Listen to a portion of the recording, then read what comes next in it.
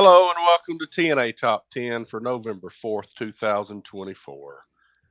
And if you don't see it behind me, watching on YouTube, we're talking sandwiches today. Make How's Woohoo! it me a going, sandwich.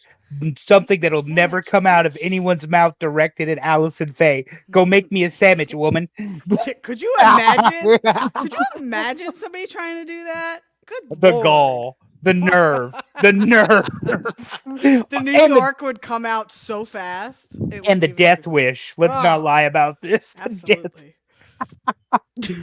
Everybody always wonders why my son is so polite and so nice and so. I don't Could, wonder. what, do you really think a child of mine would behave in any other way? Hell no. No, I don't want. Terry, do you wonder why Lex is so polite? No, not at all. Not at all. We have Nope. dined with this woman. We have Yeah. There's not a gambled with lot of this woman. choice. We have Yeah. hung out with this woman. We know better than to ask such silly things. So hi guys. Hi. Oh, how you doing? Raw is in Saudi today, for those of you Oh, playing along at home. It was pre-recorded, so okay. there were spoilers on the internet, but it is on in the background here. Same. Because I can't support the Tampa Bay Buccaneers and whoever they're playing on NFL tonight. Oh, my fantasy team needs. Oh, I'm playing against Allison. That's right. Ah, that's all My right. fantasy team needs Bradford to throw about 10 touchdowns.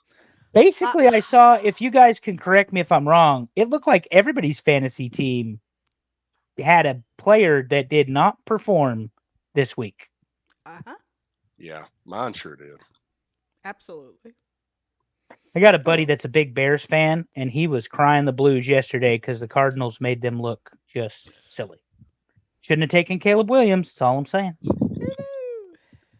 Y'all know I don't like him. It's okay. Don't like him at all. Okay. So your fantasy team's whipping my fantasy team's ass. But what's pissing you off this week? So we could go right into our first segment and we could talk about what's pissing me off. So the World Series happened. Mm. There And it is. the Yankees forgot to show up. Yep. It is what it is. It was what it was. But here's my issue, and here's where I'm pissed. I can probably count, it's probably at least a dozen, maybe two, of the people who would say to me after the Yankees lost the World Series, and please to understand this, I take nothing away from the Dodgers. The Dodgers were the better team. We lost. We should have lost, okay? But if you come up to me and you try to troll me for the Yankees losing, my first question to you is going to be, oh, are you an LA Dodgers fan? And when they come back with no, I tell them, oh, so you're just a sore loser. Okay, we're done. I am sick of people who try to just piss you off with nothing behind it. There's ribbing. I get ribbing. Ribbing is fine. I had people coming at me with straight up insults, and I'm like, your team wasn't even in a playoff round. Anyway, that's just Trying to think in my head, if Mhm. this were the Phillies losing the World Series, would I be giving Phillies fans shit? I think I probably would. So there's giving shit, which is the norm, right? Yeah. That's the norm. I'm good with that. I'm talking about coming after me with a screwdriver just to really like piss you off. What's the use of that? Like, what good does that do? You want to make me feel worse about my team losing? Thanks so much. You're an asshole. I said it. There you go. This was a good one this week. I thought so. So unfortunately, why don't we talk about the rest Yeah, of the yeah. details of the reason that you're pissed off this week? And I got to tell you, I love Freddie Freeman. It I really don't. just it yanks at me every time I see this. It's like he's doing this shit for the Dodgers. Oh my goodness, unbelievable! He was. I was so impressed, and I'm like, what is this? Who is this guy? Where did this come from? But you know what? That's how you show up in a playoff game. That's it. Yeah, Yeah, so we're going to have time to break this entire segment down. Piggybacking off of Allison's comments, I don't really care that my team loses. I don't need to hear it from the crybaby section. Particularly when it's nothing more than ha ha ha ha. Bitch, did you watch the game? Do you know why they lost? Can you actually tell me what the count was when Freddie Freeman hit the home run in the 10th inning? Which You know one? what the count was? It was 0-0. He hit on the first pitch. And that fucking Yeah. ball probably still hasn't landed yet. But you know, the Yankees pissed away 2 games in my eyes in this one. And Mm-hmm. game 1, they go to extra innings. They put Nestor in. They walked. Otani was on base. They walked Betts. Up comes Freeman. And Freeman first pitch. And Terry saw it when he was a Brave. This guy has got a damn eye for the baseball. He does. And Nestor, 38 days without throwing a ball. And you decide to put him up against the best offense in baseball. And it's one thing to put him up against the best offense in baseball. You put him up against the best starting lineup, top of the order in baseball. When Shohei Ohtani is your leadoff batter, Yeah. I mean, Yeah.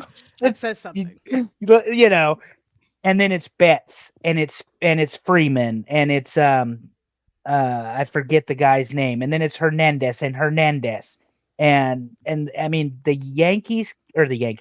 Dodgers could bat 1 through 9.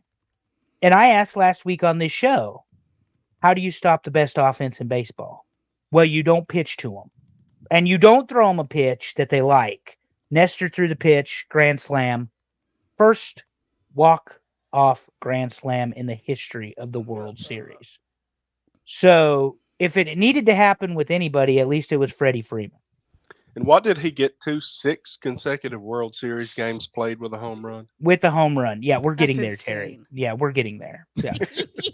So game 2 in LA, and Oh, I didn't know said we were going game by game. Okay. we are. We have Yeah. time. Look at the That's clock. fine. We're That's fine. fine. Go ahead. Sorry. So I haven't cut game him off yet. game 2.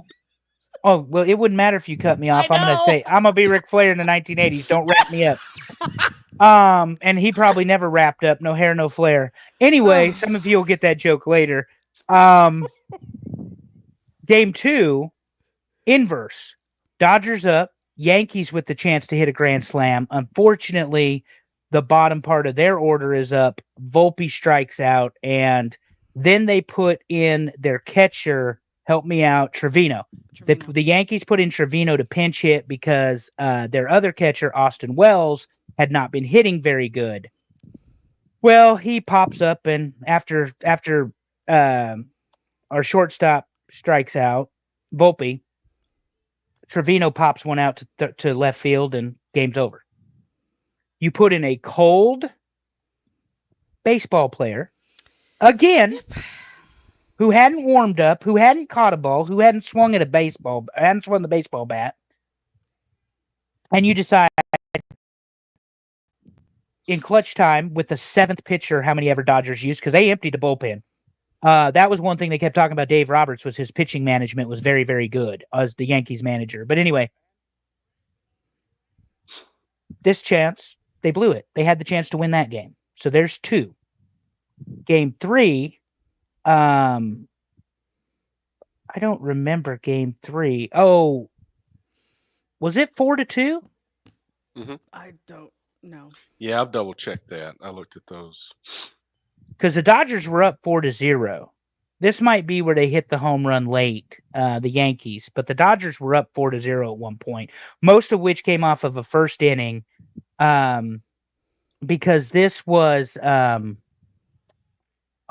young white kid that I tell you is a liability that was pitching. For which team? Ours? Schmidt. It was Schmidt. Schmidt pitching for the Yankees. Because Yeah, Hill the didn't Yankees scored 2 in the bottom of the 9th. It was 4-0 Yeah. going into the 9th. go into the bottom of the ninth. So the Dodgers were never on the risk in this one. So moving on to the 4th game, Yankees roll. It's the bottom of the order that the Yankees, Verdugo, Soto, Rizzo, they're the ones that generated all those runs. Aaron Judge did not, which he had an abysmal World Series. And then game 5, the Yankees jump up 5-0. To the 5th inning, the ace has pitched. What did he throw? 40 pitches up to that point? Threw 38 pitches in the 5th inning. the most amount of pitches a pitcher has ever thrown in a single inning in the World Series. 5 unearned runs, 3 errors, a balk, forgetting to cover first base at when the ball is hit to the first baseman, the pitcher's supposed to cover. Garrett Cole did not cover. And then he threw 2 more innings after that. Dodgers win 7-5 or 7-6. They got beat, They got beat. but they didn't lose game 5. The Dodgers did not win game 5. The Yankees lost game 5. it. Oh, They're yeah. I totally agree. absolutely horrible play. 3 errors, a balk, catcher interference, and not covering first base Yeah. when you had the chance to get them out. It has got to be. And guys, you remember I watched baseball for a very, very long time, and then I quit. But I watched it like this, analytically. That's the biggest fucking meltdown I've ever seen. The only rivaled maybe by the team meltdown by the Yankees in 2004, where they're up 3-0 and they end up losing to Let's Boston. just all stab Ah. Allison at once here. I Yeah. mean, can you stop? But tell me that those two don't rank up there with I fucking know. colossal meltdown. Yes. yes. Is this as bad as the ball going right through the legs of what's his face from the Buckner? World Series? Here's a little Buckner. unknown fact for most people. So, what's his name?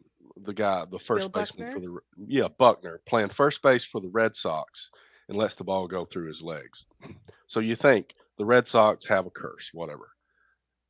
What you don't think about is he was on the Cubs, got traded to the Red Sox, and he was wearing a Cubs batting glove when that happened. And I don't know, and that's a combination of the Red Sox and Cubs curse Okay. getting him right there. He had no chance to get that ball. Okay, so now we hit something, which is perfect. I bet that was a superstition. Let's talk about superstitions. Oh yeah. Don't step So- on the line. Yeah. I have the worst fan superstitions. Okay. Oh yeah. You remember the game where Aaron Boone hit the home run to send the Yankees Oh on? yeah. I Yeah, remember that. I was in the bathroom in my hotel room in Dallas for something like 5 innings of that game because I was convinced that every time I went into the bathroom, the Yankees scored. Okay, so my superstitions run deep. Game 1, game 2, game 3, I watched. The Yankees lost all 3, and I said, okay, so game 4, I'm not going to watch. Maybe it's me. I didn't watch. The Yankees won, and I'm like, well, that's it, right? I can't watch any more games. And everybody kept yelling at me, why aren't you watching it? I'm like, do you not understand how sports superstitions work? You cannot talk logic to me. I will not hear you. It's not just sports because Hmm. I'm convinced that every time I wear my Randy Savage socks, something bad happens to me. and usually alcohol is involved. Probably so. Yeah. But Yeah. no, Allison is emotionally invested in the loss. I am not because obviously, yeah, damn it, there.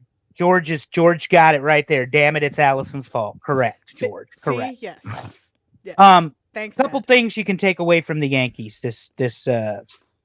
And let's stipulate right now, because I am fair and balanced more so than Fox News will ever be. The Dodgers were the best team in baseball day 1 and day 180 Yeah. from the first Yeah. game to the World Series. They were the best team in baseball. The only team that gave them any sort of fit were the Padres, and rightfully so, they eliminated them. So, Again, they exercise that demon. The Dodgers are the best team in baseball. Top to bottom, up and down, offense. They didn't make a lot of mistakes. Now, fun fact for the haters of Judge, who dropped that ball, air number 1, basic catch that would have been the out. That was his first charged error since May of 2022.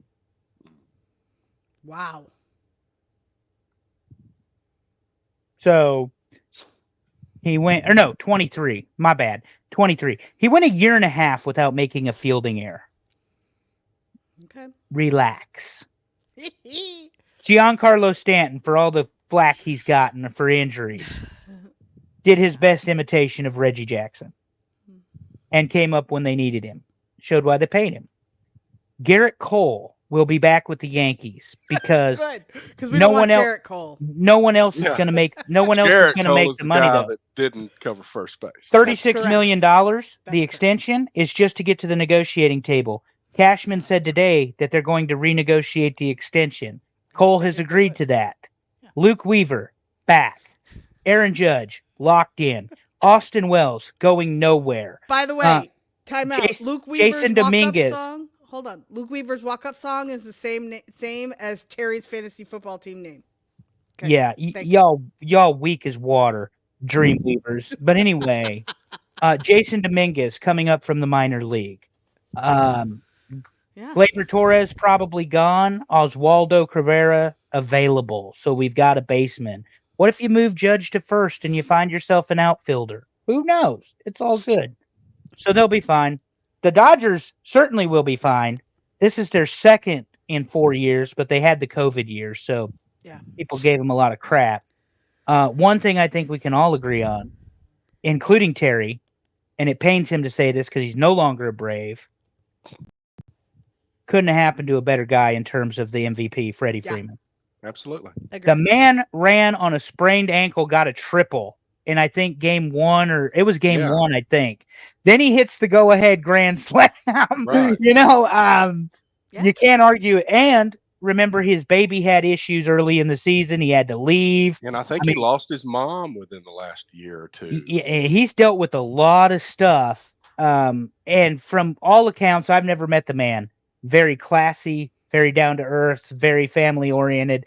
So if there's going to be a Dodger MVP for the World Series, and how do you argue with it? 5 home You runs, don't. a grand slam, Crazy. a triple. I mean, you can't argue with his performance. As for Aaron Judge, last thought. I see that you're putting comments in the private chat. I'm going to read them out loud here. Oh, wrestling time. Okay.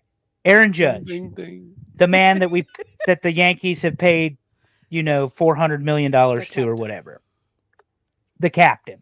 Oh, speaking of which, Soto and the captain have identical stats, with the exception of the captain had 1 year younger and 15 points higher on a batting average for his first World Series. Okay. So Volpe and the captain, right on track. But with Jeter. But anyway, on Judge. For anybody out there that doesn't think he was very important to the Yankees, I want to remind you that the 58 home runs and the 145 RBIs got the Yankees to the playoffs. Right. And he also hit those big bombs in the 2 championship and division round. Mhm. You don't get to the World Series without Aaron Judge. Correct. Pump your brakes, let him get through it. And there's, by the way, 9 other guys on the team who, as we saw in the graphic, showed up in game 4. Yeah. Didn't have to depend on Judge. Giancarlo did not hit a home run in game 4. Games 1, 2, and 3, yes. And 5, yes, but not 4. That's crazy. That was all the bottom of the order. So it can be done. Speaking of the bottom of things, let's talk about the bottom of the barrel in professional wrestling, known as Saudi Arabia pre-sold shows. There I go, hitting the button again Getting like so we got wrestling excited. graphics. I know I don't have wrestling graphics. No. Saudi Arabia. Allison, All right. you're leading the charge, since I had I'm to emotionally carry the Yankees fans, while the Brave fan over there is just like, I don't care about either of these teams. I'm just Even thinking though- about sandwiches and I'm hungry. Even, All even right, though his all right. even though his pitcher did win a Golden Glove, that was announced today. So Braves pitcher won a Golden Glove today. No Yankees won the Golden Gloves. Fucking shit's rigged. Okay. Saudi Arabia, crown jewel. Ugh. Lots of thoughts. I took notes so I could remember them all because my brain doesn't work right. First thought, I'm done with the political ads. Thank God tomorrow's voting day. So Yeah. that's number 1. Number 2. All right. The first match was Bloodline versus the Usos and Roman. I had Jimmy Uso winning hair of the match. So this match I did not enjoy at all. I thought it was slow. It was like, I'm like, why is this so slow and so boring? And it was over pretty quick, if you ask me, I thought. And Roman lost and the Usos lost, and I couldn't figure out why until Sami Zayn's music hit. He comes out and I'm like, okay, now it makes sense. I also thought when they were wrestling, the match was so slow because I felt like they were trying not to hurt each other, or maybe somebody was hurt, or they couldn't draw blood, or like I felt like there was a reason it was so slow. Best thing that happened in that match, Sammy punched Roman in the head when he was aiming for Solo. Yeah, he So- kicked him. Got him with a kicked him, haluva sorry. kick. Yeah. They basically did the double knockdown. But Yeah. Was that accidental on purpose? Or? it was Yeah, no, accidental it on was purpose accidental. it was accidental for storytelling. Right. I would agree with Allison. The match was very slow, very plodding, and much more so than it needed to be. Yeah. These are 6 very good athletes. There is no Right. excuse that the match was, like a 1970s throwback to, and it doesn't hurt my feelings. Solo won. He did it a little shitty, but it wasn't like there's no foreign objects or No, it anything. wasn't. He needed to beat Roman. Now he can say, "Hey, I beat the tribal chief. I beat you, Roman." Blah blah blah blah blah. And if you heard the commentary, Allison, I may have pointed this out to you or somebody else. They were running down Solo's resume, Oh yeah. talking about all the people he had beaten. Roman wasn't on the list. Now Roman's on the list. Good point. Smart that way. Match was not great. I agree with you. The hair thing is funny because you can tell Jay got a fresh cut right before they went over to Saudi. But anyway, what's up next? All right, so next was the Women's 4-Way Tag Team Championship. This is a Terry special, 8 women in the match. It was ridiculous. If it's 8 women in the match, I'm not giving a waiver. But Yeah, 2 yeah, of the women were Jade and Bianca. 2 of the women And, were Jade you and know. Bianca, and then we had Damage Control. You had Chelsea Green and Piper Niven, and the last team was one I didn't know. It was Lash Legend and Jackson. I forget Jackson's first name. NXT Yes. call-ups, they have done Correct. very well for themselves. Yes, ma'am. So for this one, hair winner of the match was Bianca because she was the only one who had her hair up. Every other woman had her hair down. Chelsea Green gets honorable mention for putting braids to pull it off of her face.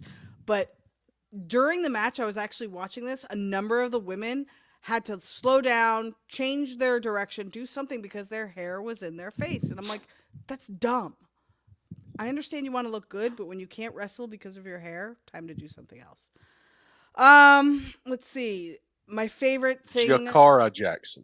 Thank you very much. You're How do you say it? Jakara. So I said Jakara, Jakara. All right. There was a great totem pole dive off the side of the ring to the outside by Lash and Jackson. Chelsea Green got an F for trying to sell the Jaded move. It was horrible. I actually enjoyed some of the moves between Piper and Chelsea were actually pretty good. They work really well together.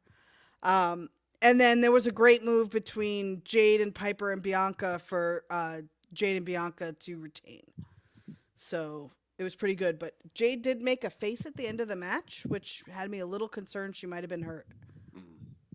Andrew? Yeah, I mean, house show. My only thoughts are this: house show match. Basically, Saudi's just a very expensive house show. They weren't losing, Yeah. Jade and Bianca. Now, if they want to put a program, the nice thing was you saw 3 very capable tag teams that could wrestle with Jade and Bianca.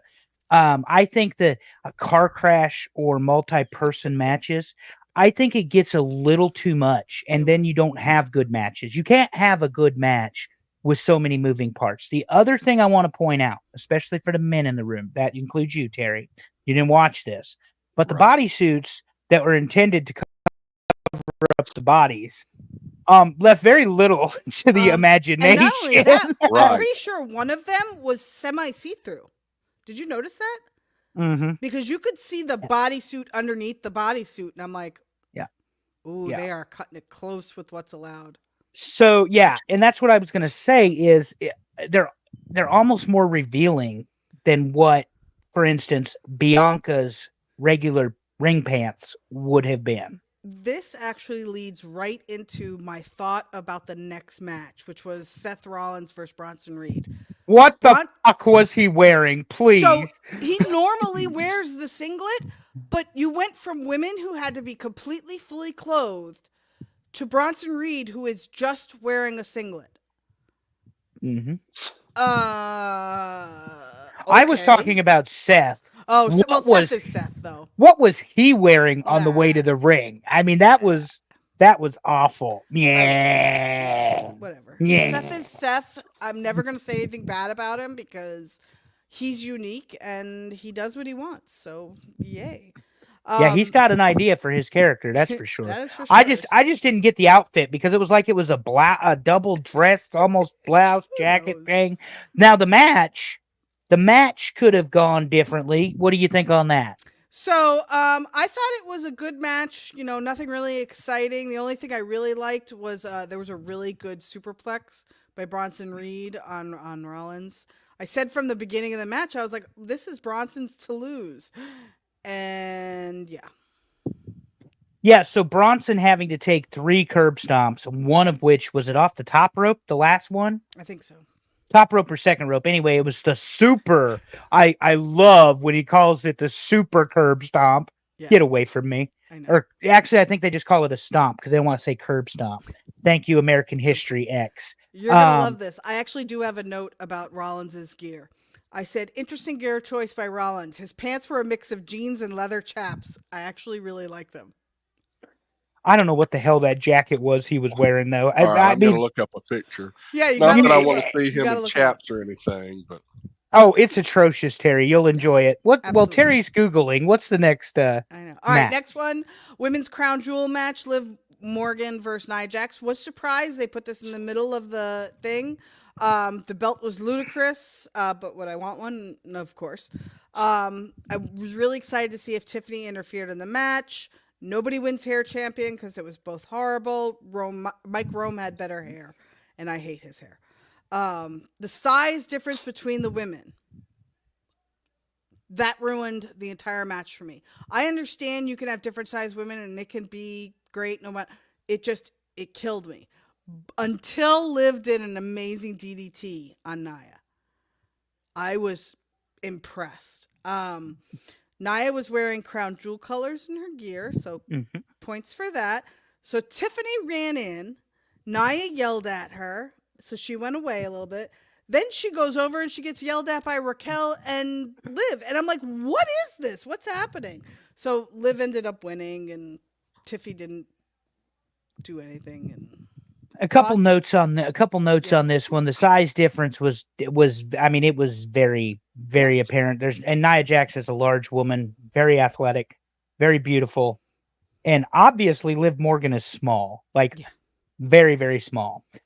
For those people who may not know, any program with mommy has been put on hold because she genuinely has a broken orbital bone.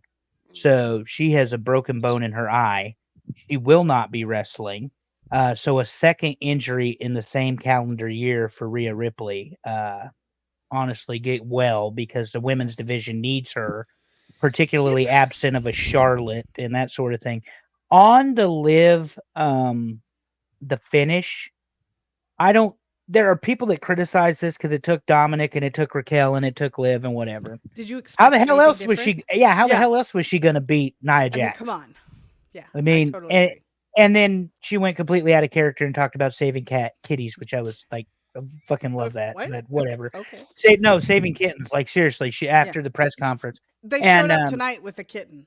Yeah. So By the way, so she Liv talks and about Dom. saving kittens and completely abandons her character. Yeah. Terry, did you see the outfit? no, I haven't seen anything. Whose outfit are we talking? No, Seth- you're talking Seth about Rollins. Still looking No, for I it. don't think I could find a good picture of it. I didn't know what to All right. Google. We will find it for you. All and right, let's send Yeah, it keep I'll go going watch because I the got a video. lot more. They noted that they're bringing back Saturday Night Main Event, so they'll December, be competing against New York. Collision. December 14th. Yes, Long Island. I want them to go full intros, just like it was in the '80s. Really never know. cheesy, stupid stuff. Write him a note. Yes. That's what my son would do. He'd write him a letter. All That's right, next was Randy Orton versus Kevin Owens. Was it though? Was Uh, it? the Was best part it? about this, there were two good parts about this match.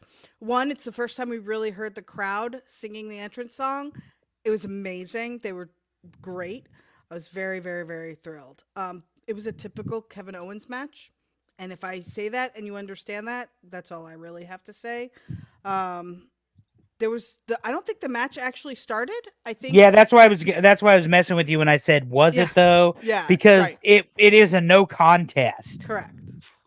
Yeah, the match never started. Kevin just beat the crap out of Randy, jumped off second tier things just so he could. It was insanity. So that was that. Next was the United States Championship match. This was another more people than it needed to be. LA Knight versus Andrade versus Carmelo Hayes because LA Knight couldn't have a normal reffing role the week before, whatever. Pretty sure all three of their entrances totaled were shorter than Jey Uso's. Yeet. Yeah, I thought that was really interesting. So this match was probably my match of the night. I really enjoyed this. The way Hayes and Andrade used each other against LA Knight, fabulous. LA Knight interacting with the crowd from his move from the top rope, I love that. And then it was an amazing finishing move by LA Knight to win. He tried to do a face buster on Andrade, and LA Knight came in with a BFT. Oh, so I said he. Yeah. Carmelo. Pronouns, pal. Pronouns. Yeah, Carmelo. It was really good. This was my match of the night. Lots of flippy shit, but lots of really well timed, performed flippy shit. Yeah, I thought it was fine. I don't know how they're gonna move on from Carmelo and Andrade, and now you've got LA Knight, and it's just gonna keep on. It's the Energizer Bunny. It's just gonna keep going and going and going. So, no, I agree with Allison's commentary on the match. It was fine, and then we got to the main event, and I'm like, what the hell are we doing, Okay. Coaster? Yeah. So main event, Cody and Gunther.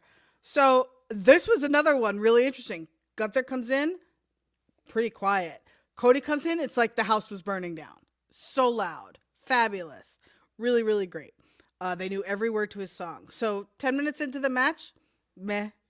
I was like, okay. The only thing I noticed, they must have mentioned the sleeper that Gunther put on Cody last week a dozen times, minimal. And I'm like, oh, they're probably setting up for another sleeper. And sure enough, sleeper move, sleeper move, sleeper move. And I'm like, okay. Then I wrote a great note. This one was for you, Andrew. I wrote, Gunther is sweating more than a whore in church. Correct. So yeah, I thought he was a little balmy on Saturday. They played the hit me, no really hit me game, which always makes me laugh. And then Cody, of course, turned around a sleeper hold from Gunther into a pin to win. Could have seen that coming a mile away. And Cody, I wrote, Cody's chest looks gnarly after the match. Looks like he slept with a woman with those stiletto nails. And then so they ripped off the finish from WrestleMania 8, Roddy Piper versus Bret Hart. Kick off the turnbuckle, reverse the sleeper into a pinning predicament. Gunther shakes Cody's hand after the match. Gross. Gross. What is this, AEW? This is not Ring of Honor. You're supposed to hate each other. Yeah, you are the ring general, the champion that just got beat at your own game, which is professional wrestling, which means you lay his ass out and then you leave him laying. And then you let the idiots in Saudi Arabia that pay way too much money sing his song when he gets back up after the show goes off the air. But they didn't do that. We got to see Gunther shake hands with the Codester there, Terry, and I disliked it very much. Very much. Was not a fan. All right, we went over, and why didn't any of y'all stop me? Because you were rolling. But we can hit AEW in 3 minutes or less. Promise. Go for it. So, John Moxley and the Mechanics, as one of our buddies calls them, also known as the Death Riders, continue running roughshod over the AEW roster. Orange Cassidy, officially the number one contender for the AEW world title. Here's my issue with what they have going on all of this. And I'll get to the other one in a second. They're recycling the upper mid-card roster that Moxley already beat during his previous title runs to take on Moxley again because you have not made anybody that is not currently hurt that can believably challenge John Moxley for a world title.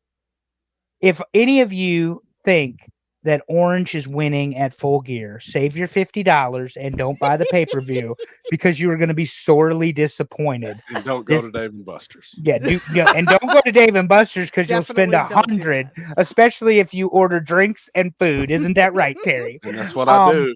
But they're remaking the same movie then, basically. That's what I'm saying. And then Yeah. you add to the Young Bucks lose to Private fucking Yeah. Party. Are you kidding me? Yeah. Are you Out of absolutely kidding me? everybody, they lose Out to of Private all of the Party? possible tag teams, we're going to lose to Private Party, and we're going to make Private Party, who on Collision, now we have another tournament to determine the number one contenders. But it's not just one number one contender, Terry. It is a tournament to decide the 3 teams that will challenge Private Party in a 4-way at Full Gear for the Tag Team Championship. So, how do you feel about that, Terry, knowing that that's where we're going creatively with the tag team division? I'll save my $50. There you Yeah, go. there you go. Third thing is I read from Dave Meltzer. God bless us. But I want your opinion on this real quick because to me it was absolutely stupid. The Young Bucks are going away. I believe Nick Jackson has a bad shoulder or something, but they're going away. They're going to get ready to wrestle at Wrestle Dynasty January the 5th, Tokyo, Japan. So they're going to be off television. The pitch is that after Moxley and his group continue to run roughshod and even beat Temu Sting, for those of you playing along at home, that's Darby Allin, who did descend from the rafters. The difference between the difference between Darby and Sting is we like Sting. Darby, go away. But Not everybody feels like that. well, you should get the child to watch from August of 96 till December of 97 and understand why Sting is Sting. Moving on from that, the idea is that the Young Bucks are going to save the company. Oh no. That's the creative, that they're going to come back and the Elite is going to reunite, and it will be the Elite led by the Young Bucks that saves the company from John Moxley and the gang. They're playing to their base. That is Dave's speculation, and Dave and Tony Khan That's talk correct. regularly, I am convinced. But that is gross and disgusting. What is not gross? What is not gross, Terry? Tell us what is not gross this week. We're going to talk about top 10 favorite sandwiches. And before Terry gets started, because I do this to him every week, But not yet. we've had this idea for 6 months, and we have this one has been on the list a very long time, and promises to be highly controversial. It Because- is because Because if there's a sandwich with a men's name that has sauerkraut and all sorts of nonsense, pumpernickel and rye bread on this list, name. I might walk.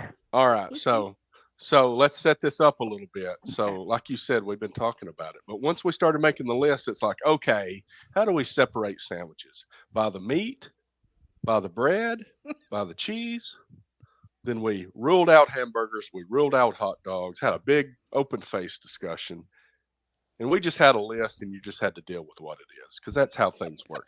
Why don't we go to number 10? Hold and let's on. Go ahead and piss some folks off real Hold on. In a loud and clear motherfucking voice, a hamburger is not a sandwich. We can do top 10 A burgers. hot dog is not a sandwich. We already did Hot top 10 dog. burgers. And a hot dog. No, but we can do top 10 burgers like gourmet or can. something. Yeah, I don't. Like do you go to Rock and Robin or whatever it is with the Red Red Robin. Robin and they put the egg on it? That's top shelf burger. That's great. Sorry. That's what- So good. If there's a burger with an egg on it, that's the one I'm getting. Every Seriously, you So need to good. stop. Every So So good. wrong. Also, hot dogs. Just because there's bread does not mean this is a sandwich, people. Sandwiches can come in regular sliced bread. They come in hoagie rolls. They can come in what am I trying? Pitas. They come in all sorts of things. A hot dog bun is not a sandwich unless you grew up poor in the 1990s like we did.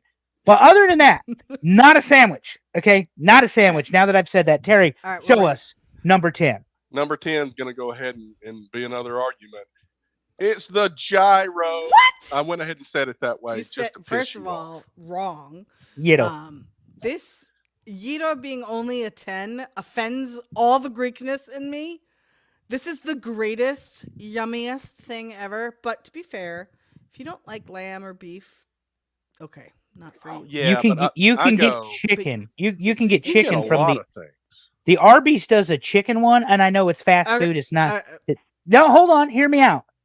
It is so much safer than roast beef. Over agrees. But we're Greek. I mean, he's Greek. So it right makes here in sense. Huntsville, we got This a was place n- called Big Papa Gyro, and that's how I say it, gyro. I don't say That's gyro. fine.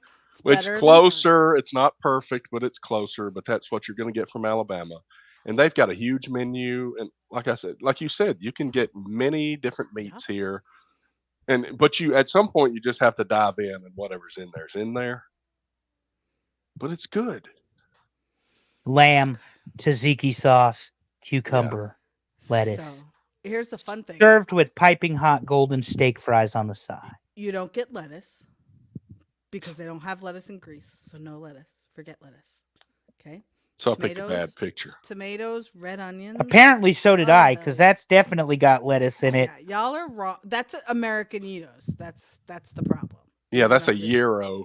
Yeah, that's a yeah. gyro right there. Yeah, that's a gyro. All right, And let's go. Number I don't 9. care what you say. I like the lettuce. I like the tomatoes. I like the red onions. I like the tzatziki sauce. Make mine with just a little bit of extra garlic so it's spicy. See, I make my tzatziki sauce with sour cream instead of yogurt. So Yep. I use Greek Number yogurt. 9, breakfast sandwich. And I think, yeah, she's not going to like this either. I mean, I'm thinking bacon, egg, cheese here. I mean, So this like could I be flipped sausage. these because like breakfast sandwich was like my number 2 and the Yitos was number 1. Oh, And not make my this list. is going to be the inverse of your. I totally inflated the Euros on this one, Allison. You could thank me and probably Bober and maybe you for them even being on this list. It sounds like.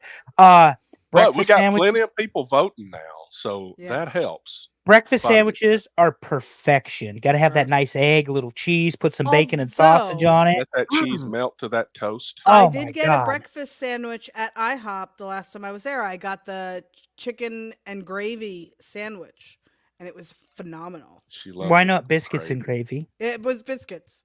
It was biscuits, gravy, and chicken. Very good. Mm. I was about to judge you because the only breakfast food you've ever eaten with us is biscuits and gravy. Biscuits and it is Just- biscuits and gravy with a piece of chicken on it. Here's a food aside. So Taco Bell's bringing back their decades menu. Have you done any From of the that? yet? 90s, I Speaking of about these to Yes, with but us, they're I about It's text you wrong. both. I will still not be don't have a there. chili cheese burrito. well, So here's what could they have They got- forgotten how to make a Mexi melt. Crunch I Wrap had Supreme. it the other day. It is not the same. Oh, Don't bother. that's a shame. That's a shame. Okay, I'm glad you told me because I totally would have. Yeah, the I'm not tortilla's going. different. I mean- Aw. that makes me so sad. It's You a know what damn doesn't make me shame they sad? ruined that for you too. Number Yeah. 8. Number 8, let me get a Kleenex for my tears. cheesesteak. What? How is Eh. this not higher?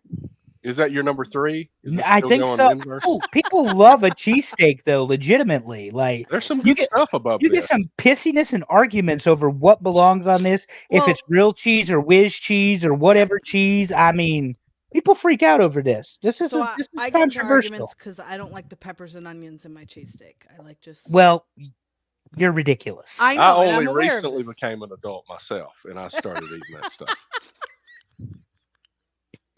Well, How is it that you all dine with me? That's what I wanted. Oh, that's right. Because we go to places with a big ass menu. That's That's right. how. mhm, And I get a hunk of meat that's right. and some cream spinach. Yes, some I great always bread. get cream spinach and bread. And a couple Yeah. old fashions, And a and, couple of we're good. drinks. Oh yeah, I love it when they have some kind of pancake flavored old fashioned or something like that. And if the old fashioned has the big ass ice cube in it, Terry is in heaven. Oh, He is in yeah. heaven. Just one. Don't give him none of that nonsense where he got multiple cubes. He wants that one big cube so that thing don't melt down. That's right. Fabulous. Number 7, hot chicken. Ooh. Nashville hot chicken. Let's go ahead and say It's it. popular. Hot Yeah, chicken it's sandwich. I've yeah, never it's had one. popular. So chicken sandwich is safe at almost any restaurant fast food you go to, be that Chick-fil-A, Zaxby's, Hardee's, McDonald's. If you can tolerate a chicken sandwich, stay. Popeyes. Now, the reason I meant Popeyes, the reason I mention that is because now, to Terry's point, everybody has a in the South anyway. Maybe not up north where you're at, Allison. Down here, everybody has a Nashville hot. Everybody has a Nashville hot. So, yeah, Gibson's food coma. We took him to Connors, and he ended up with the same result there, Bober. Yes. I've been And to Gibson's another time. I was gonna say we went to Gibson's? Gibson's. In So I went with 23, Bober, 20. and then a year Oh. later went with you guys. So Go, Gibson's, Ruth Chris, Peter Luger. We know how to party. good You stuff. just we know how to Taco party. Bell. Taco Bell. Yeah, only because I was hungry and I remembered why And I it was ain't ate late at there. night. I ain't ate there in 20 years. Always Waffle House. Don't judge us. Always Waffle House. Always Great. Waffle House. What's number 6, Terry? Number 6 is the peanut butter and jelly sandwich. Of course it Amazing. is. This is It's excellent. perfection. This was my Absolutely. number. This was my number 2 sandwich. Although, what is this picture? This is a toasted peanut butter and jelly sandwich, ma'am. The Uh, trick is little butter on the outside, slap it down. Peanut butter jelly, bread, butter. Peanut butter jelly, bread, butter. You're Bam. ruining my peanut butter and jelly. Triple sandwich. stack peanut butter jelly sandwich. What about the this? mix together before you spread it on there? This How about No, that? what? is the What way. is wrong with you? I I'm was a just big asking a question. I was a big fan of Goober, where you got to mix it together. You got the Oh. peanut butter and the jelly. Also, I'm a big fan of crunchy peanut butter. Don't give me none of that nonsense with the creamy peanut butter. I want the crunchy peanut How are butter. we Oh friends? boy, wow. Crunchy. I told you we were going to get controversial How about, about sandwich So choices. bad. how What about I the really pizza don't understand- squeezable? That's fine too. I don't understand why this is only number 6 on Yeah, the list. I don't So either. that's where I I'm don't very get. interested to see what's ahead of this because this to me is perfection. So let's go. If it's your Number damn 5. Reuben, I'm throwing a tantrum. Yeah, it is. French dip. Okay, I love this. Love this I sandwich. love a French dip. I have Love good French great I have a great recipe for a French dip where you Oh. get the pot roast, you get the roast, and you Oh, so and you good. pressure cook it, and then you shred it, and you cook it in wine and Oh, au jus that and chicken au beef jus stock is and oh yeah, amazing. I'm and then of hungry course now the looking pepper at done, this. and then Me too. toast it, broil the bread. I picked a bad week to go on a 3-day crash diet. I know, I'm really. right in the middle of it. and What I'm were you thinking, Terry? starving. Oh, my Mm. father I'll tell you what I was- agrees. My father loves him some French dip. I'll tell you what I was thinking later. All right, let's go. Number 4, the Italian. Again. And I did not have this on my list. Really? Yeah, I did. So you're a communist, is what you're saying. I guess I am. Now I do not. I will tell you this. This is Yeah, a place Newman that was number 1. No, this is Allison and me agreeing. Italian is a great sandwich. Got to have the salami, the pepperoni, the ham, maybe a little bit of bruschetta, something else. hmm But on this particular sandwich, no lettuce. Give me spinach. Ooh, okay. No lettuce. Give me spinach. Because I know traditionally it comes with shredded iceberg lettuce. I don't want that. Red onions, nice tomatoes, good banana peppers, black olives. I hate Put a little oil and vinegar on it. A couple pieces of cheese. Close that bitch. oil Let's and eat. vinegar. Oil, vinegar, salt, and pepper to me Yes. are required on a good Italian sandwich. That's Now- that's my statement to them at Subway. What else Yep. do you want? Oil, vinegar. Oil, vinegar, Salt, salt, and pepper. pepper. Hit it. The other, and I used to work at Subway, so that is not an uncommon order because that combination Yeah. on the vegetables, it done correctly, it does set it off. The only question is, do you toast it or not? Now, I don't toast an Italian, No. but the cheesesteak, yes. Yeah. The Meatball dip, sandwich, yes. the meat, This, the no. roast dip, the dip. Absolutely. absolutely. I'm going to toast all of those. This is a cold sandwich to me. And again, Terry, to your point about categories, hot sandwich, cold sandwich. Yeah. This Yeah. Peanut Open butter and face, jelly. Regular. peanut butter jelly to me can go either way. You can put it on bread or you can put it on toast. In this case, I only want it cold. Only Okay. cold. I'm going to throw this in there before we get to the next one. Back to Subway. What's your order at Subway? Because I get a club and I put cucumbers, oil, vinegar, salt, pepper. Weak. I get an Italian. I get tomatoes, onions, olives, extra pickles, cucumbers, oil, vinegar, salt, and pepper. So I'm gonna get I have multiples because I worked there, but typically it's the BMT. That's a Genoa salami, pepperoni, ham, What did you just call it? Genoa? Genoa. What? Correct the He was at pronunciation. Subway in the South. I know it is Genoa. Yeah, but- I call it Genoa. It's all good. But anyway, those three meats, provolone cheese, and then spinach, tomatoes, cucumbers, pickles, onions, black peppers, banana peppers maybe, or jalapenos depending on salt, pepper, oil, vinegar. Yes, Bober. Yes. Yes, extra pickles is correct, sir. Always. And dill pickles. Don't Always. give me none of that sweet pickle bullshit. No, It's that's wrong. dill That's just pickles. wrong. Yeah, dill pickles. Mount Olive pickle plant, 12 miles down the road from the house. Ooh, nice. Yeah. Can we go visit? Yeah. Oh, And they'll even give you a jar. You can go on a tour and everything. Let's go. All That's right. hilarious. Next. Unless you speak Spanish, you won't be able to talk to 90% of the employees, but we can go. Like it's a And yes, bread and butter pickles suck. Absolutely awful. Always buy Mount Olive, support local, and they buy cars from me. So, number 3, look at Terry. that. number If three it's a Reuben, Better be. barbecue meat sandwich, pulled pork, And we chicken, almost whatever. left it off the list because I took it off.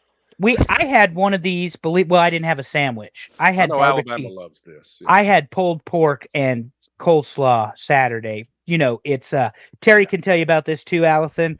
Down here in the South, we love our fundraiser plates. Oh Church yeah, no. plates, We have those Fire here, department too. plates, Yep. school plates, Yep. and damn it, you better shuck out that $12 per. Absolutely. Get your plate. The barbecue was a little dry this past week, and what I mean by that is the meat was fine, but there won't hardly any sauce on it. Now I don't particularly care for Southern barbecue, so it was okay. But I will put all the coleslaw on it, and then I mix it up. That's Yeah. how I eat it. Okay. No.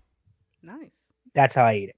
But yeah, this to Yeah, I'm a me, fan. I know you can get a brisket sandwich, Terry, but to me, when I think barbecue sandwich, I think pork. I think That's pulled just me. pork. I think pork. personally love barbecue pulled chicken sandwiches, because I have an issue with fat, so sometimes the pork can get in the way of that. But Yeah. these are phenomenal. I love the combination. See, now for me though, I don't like coleslaw. I like the French fried onion rings, the skinny ones. Mm-hmm. Mm, The give me some of straws, those. Yep, onion the straws, isn't yeah. that what they Oh, call yeah. them? Yeah. Give me those on top of my barbecue meat sandwich. I am a happy girl. Or Well, like raw I red said, onions. From here until the end of school, I'm gonna have ample opportunity to buy some barbecue pork sandwich. Yay! All right. All right. We're running out of time. Number 2, We're fine. the meatball Oh, sandwich. I love this. Number Classic. This So used to be my staple at Subway. I would get the meatball Same. sub over and over again. Same. So you asked toasted with cheese, give me peppers and onions, black olives, and sprinkle the Parmesan over the top, and let's call it a day. So this one I get nothing on except for extra cheese. I know a lot of people, and I've tried it and it's fine with me, but I wouldn't eat it this way all the time. There are people that'll put just a little bit of mayonnaise, like one Stop! over each side of the bread, Really? and they love it. Why they are love you it. ruining a good sandwich with mayonnaise? I'm just- I don't That's think Just it telling needs you. anything. I mean, I agree. think I don't the think it needs meatballs anything. and I the think sauce it's and great cheese as it is. are what they need. Bober So says we do a pickles and meatball. olives He's and putting olives, so pickles he's and wrong. olives on this Nope. meatball. So No. I can't do- see it. I I'm sorry. I do a meatball here at the house, but I do a stuffed meatball. So I actually put the Jesus. cube of mozzarella cheese Oh, inside the combination of the beef and the pork with the breadcrumbs and the that egg, sounds so good. and I stuff them, and then I cook them in the crock pot, and then I let the sauce cook and all that, and then we make sandwiches out of them on just good old Italian bread. Love it. Please tell me number one is a Reuben. It better Oh. not be. I will. Really? Oh, good. Aw, damn. You're going to be shocked, but not really, because number 1 is a grilled cheese. Oh no, this makes me happy. This was in my top 3. Absolutely. I think that nobody picked grilled cheese as number 1, but everybody had Everybody in put it in their top top 5. I would agree with that. I love a grilled cheese. So when I used to Yeah. smoke, this was my go-to snack. Get me the extra thick wheat bread. I know. Don't judge. Mhm. I'm still trying to be healthy, even though I'm fucking high alright. as a kite. So extra thick wheat bread, fresh cheese, and then you cook 4 pieces of bacon. Put the bacon Oh. on. Add dill pickles. Then make the grilled cheese. Holy Okay. cow. That's Okay. a supersized grilled is. cheese.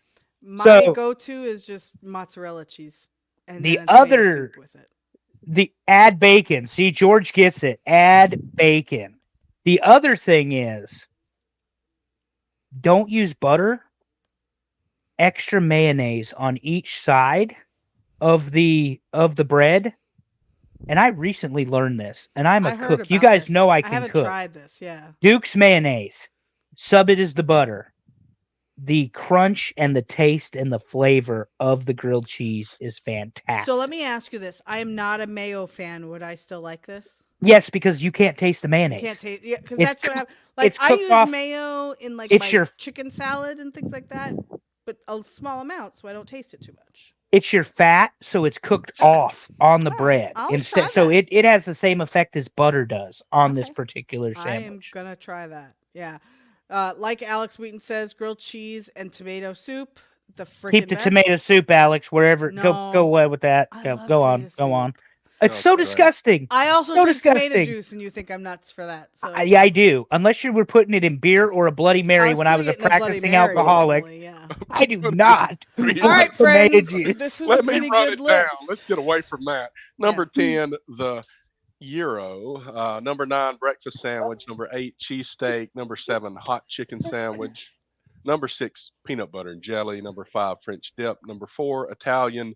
Number 3, barbecue meat sandwich. Number 2, meatball sandwich. And number 1, the grilled cheese. And Carla says she's not a fan of the mayo method here. Well, And it might Carla- depend on which mayonnaise you use. Yeah, honestly. Carla is wrong Yeah. because here in the South we believe in Duke's mayonnaise. Well, Okay. I'm more of a Duke. Helms guy. I'm just Stop gonna it. throw that out. Stop. You do I am not not blaspheme on our show about mayonnaise. Mayonnaise. Too funny. Speaking of shows, Yeah. what else we got going on the network on other shows?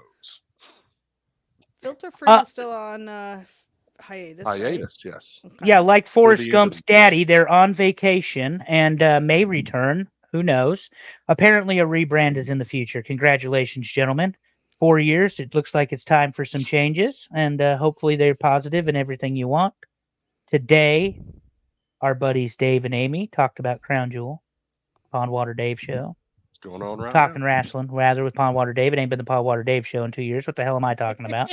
But anyway, they talked about Crown Jewel. Dave was pitching something about what would happen if he was elected early when I first started listening. So interesting. Talked about Disney on Ice. So good show. Always good show. George has a suggestion here. Top 10 soups. I am down. I'm down. Let's go. It's getting cold. Let's talk Hell about yeah. soup. Put it on the list, Harry. Well, I gotta Um, tell you, we got November covered. We got the next 3 figured out for the first Nice. time All ever. right, so Well, This it's is good. wintertime, December Yes. 21st, sir. Yeah. I'm not eating fucking chili July the 15th when it's 111 degrees. Okay? So stop there. I'm not Also, suggesting we don't do soups. I'm just proud of us for figuring this out. if you're a degenerate gambler like Allison Faye and you want to know who to handicap football teams for, check out Ballers with Dave and Timmy C as they handicap your thing. And by no means are they stealing our gimmick of picking football teams' wins and losses, Terry. Not at all. Definitely not doing that. And apparently, Eras, the Golden, will be debuting soon enough on the Ram Network. $5 a month gets you in. You get access to everything that we produce and put out on the Ram Network. And we appreciate your support directly to our fans, the TNA Top 10 fans. Thank you all so much for participating in our poll. The only voting that really matters this week was here tonight. this was good. This was a good And one we this week. love the participation Yeah. because, quite frankly, I didn't think grilled cheese was going to win, and that is awesome. I that know, means same. our voters swung this to Terry's Andrew's point. thrilled because there's no Reuben on the list. Fuck your Rubens. God I love a almighty. Reuben. What is wrong with you? Oh, Pastrami so Reuben for good. the win. So good. Ugh. It's been an off-air discussion. These Can't two wait to go think get that one. a in front of Reuben you. is a sandwich. Even And give me a Cuban. I'll It's take not. a Cuban It is- also. I'll Oh, take a Cuban, but I ain't eating a Reuben. Forget it. Whatever. Anyway, before Terry and Allison finish this up, thank you all for participating. It means a lot to me. It means a lot to Terry. It means a lot to Allison. the organic growth of the show. And quite frankly, when it's just the three of us, we have fun. When it's everybody else involved, we have a lot more fun. And we plan, as Terry said, we've already got 3 more shows planned for November. So you're going to get us till at least November 30th ish. Yeah. Ish. Here's something for next week, a little foreshadowing. It's going to be an historic top 10. Uh-oh. Okay. We're going to get to bitch some next I love week. pitching. So I'm good get at ready it. for that. Not going to throw it out there yet, Okay. but we're going to do something for the first time. We're virgins. All right. Let's keep going before Okay, anybody in the yeah. chat picks up on that. Let's go. I heard what you Alrighty. said. I Yeah. chose to ignore it because Frank's not I here was today. told to not Yeah, tell Frank's a not here lie. today. Okay. My but thank dad's you. here though. Okay, let's Yeah, go. Good job, Alice. You have a child. He knows already. Ah, So no. we are at the hour, and we need to go ahead and do the break. But thank everybody for coming. Thanks for voting. Like we said, if you're staying for the football show, hang around for a few minutes and let us take a short break. And let me find my buttons so that I hit the right thing when we do this. Thanks everybody. But as always, I don't even know my quote. I got to go to the next page. I don't know it by heart. As always, You love your wrote it. people. Tell them you love them. Make it weird. See you next time, everybody. Bye everybody.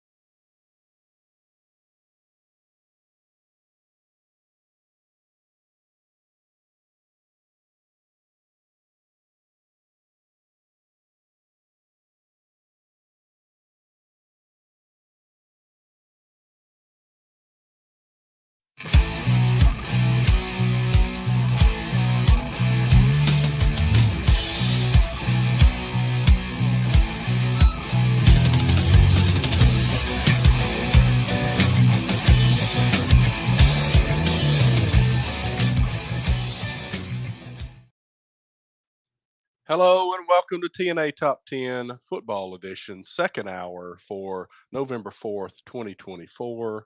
We'll be recapping week 10 of the 2024 football season and look forward to week 11 and a little special segment this week since the first playoff ranking comes out. And we're going to talk about that a little bit too. How's it going, Andrew? Playoffs. We're talking about playoffs. Playoffs. Jim Mora. That'll never get old, ever. Terry, I would be better if Nebraska was 6-3. They're 5-4 by their own doing. We'll get into that. The headline reads, "Fire Marcus Satterfield." More on that in a few minutes. But buddy, opening stories tonight, Tuesday, about the time the election results start to come in, the top 12 will be decided by the football playoff poll. Now they're going to rank, my understanding is 25 teams, but this is the top 12, the teams that would be in if the playoff were to occur imminently. By rule, this is the criteria from the college football website.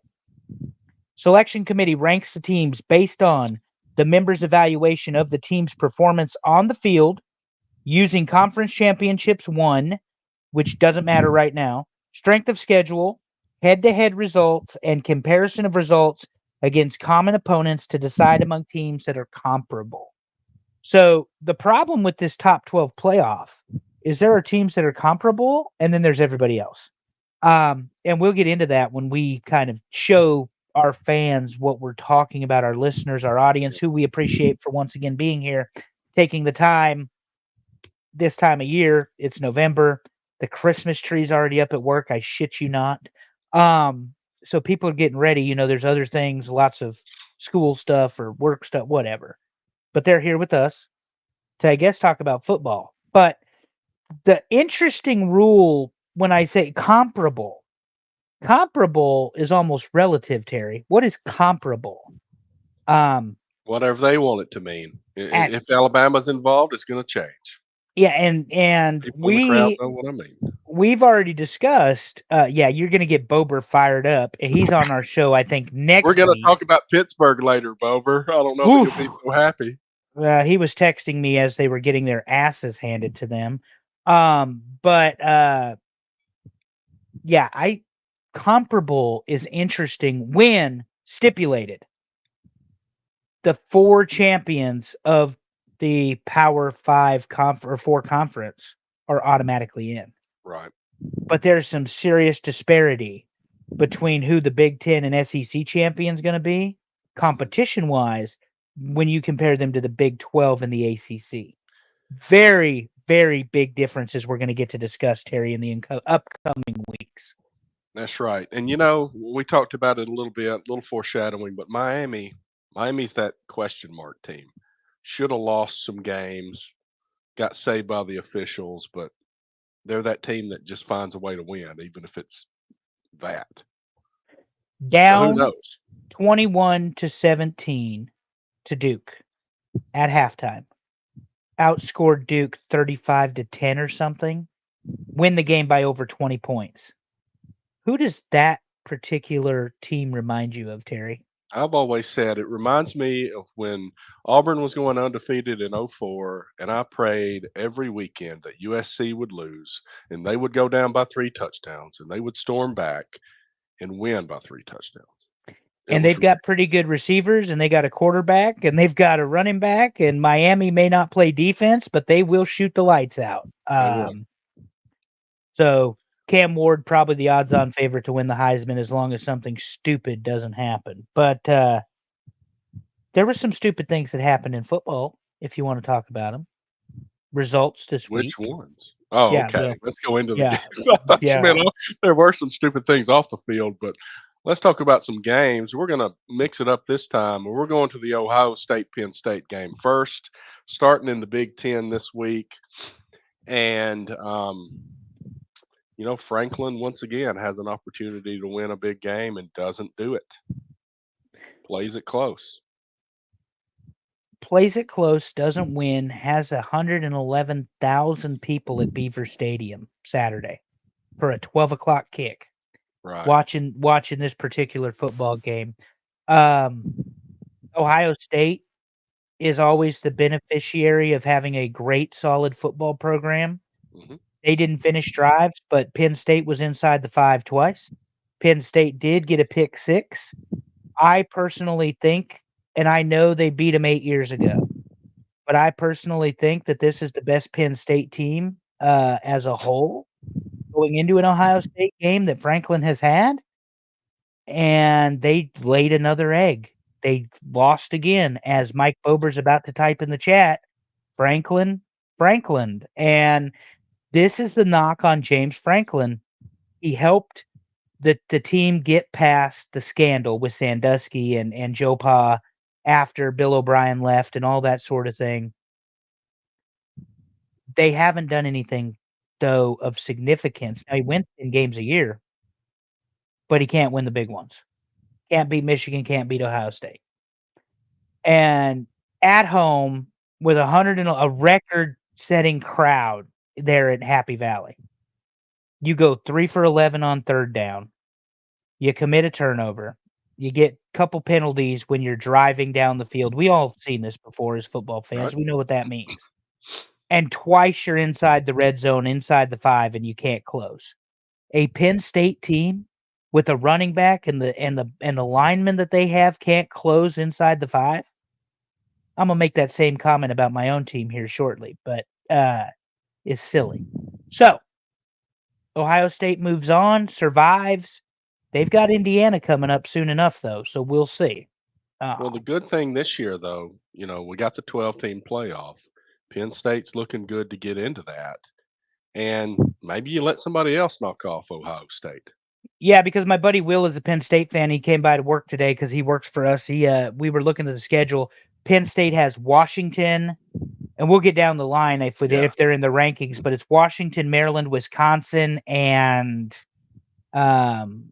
Washington, Maryland, Wisconsin, and I forget the full, but they're all winnable games. All very, very winnable games for Penn State. So we'll see what happens. Ohio State looks like they've got a little bit harder road with Indiana and Michigan coming up, because I don't give a shit if Michigan's 0-11. When Ohio State comes to town, they're coming to play. So anyway, who's up next, Harry?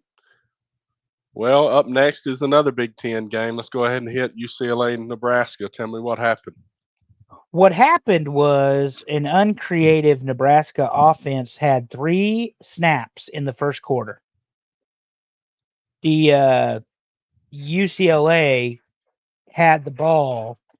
UCLA had the ball for 13 minutes and 27 seconds of the first quarter. Goodness. Yeah, defense got exhausted. Not an easy way to win football games. Dylan Raiola, the game plan was not working. Obviously, Nebraska scored 7. They go down 13-7 at halftime. First play of the third quarter is a pick 6. Threw a pick 6 right to the UCLA defender. Then they get 3 and out. UCLA pumps the ball, and then of course Nebraska comes back a little bit. But the bottom line is that Nebraska was 5-3, has won 5 games, had the chance against Indiana, got blown out, had the chance against Ohio State, got beat, had the chance against UCLA, got beat in Lincoln. This is my issue and why I say fire Satterfield. We talked about this last year, the Michigan State game. Heinrich Haarberg drives the team down the field, run the ball, gets to scoring position. What do? Call a pass play, pick in the end zone after your quarterback's already had trouble throwing the ball in the game. This particular one, and twice, Nebraska was inside the 5. Both ended in no points. First play from 10 yards out is a 5-yard run. Then we decide in our infinite wisdom that we're going to call a fade route to the corner of the end zone inside a tight coverage from the 5-yard line. Then we're going to do another hook play. It did not work. And then we've got a 4th play where it's just all out blitz, and Raiola got smoked. He also got hurt in the game trying to make something happen. He did not slide or dive, did not give himself up, and took on a linebacker full speed and got a bruise on his back. So they have a bye week this week. So hopefully he'll be back. You can't put your $1 million quarterback at risk. You can't be unoriginal. You can't be stubborn and refuse to unend the game plan. And here's my biggest problem. Ty Robinson, Nash Hutmaker, 315 pounds apiece, defensive linemen. You're inside the 5 with power running backs. Line up in the eye and run that fucking ball in. You got 3 chances to do it. Run it in. Put your defensive linemen in and have them create a hole. They didn't do it. Completely unoriginal. The power eye made Nebraska football for a very long time.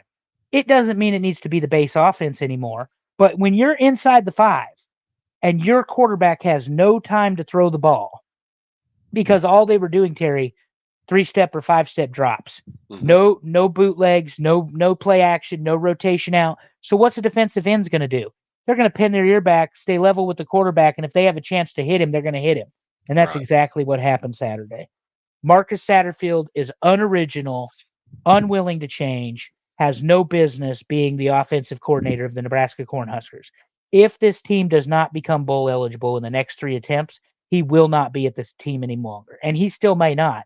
Matt Rule's press conference today, half of it was about Marcus Satterfield, his offensive coordinator, and the failure to get anything done with somebody like Dylan Rayola.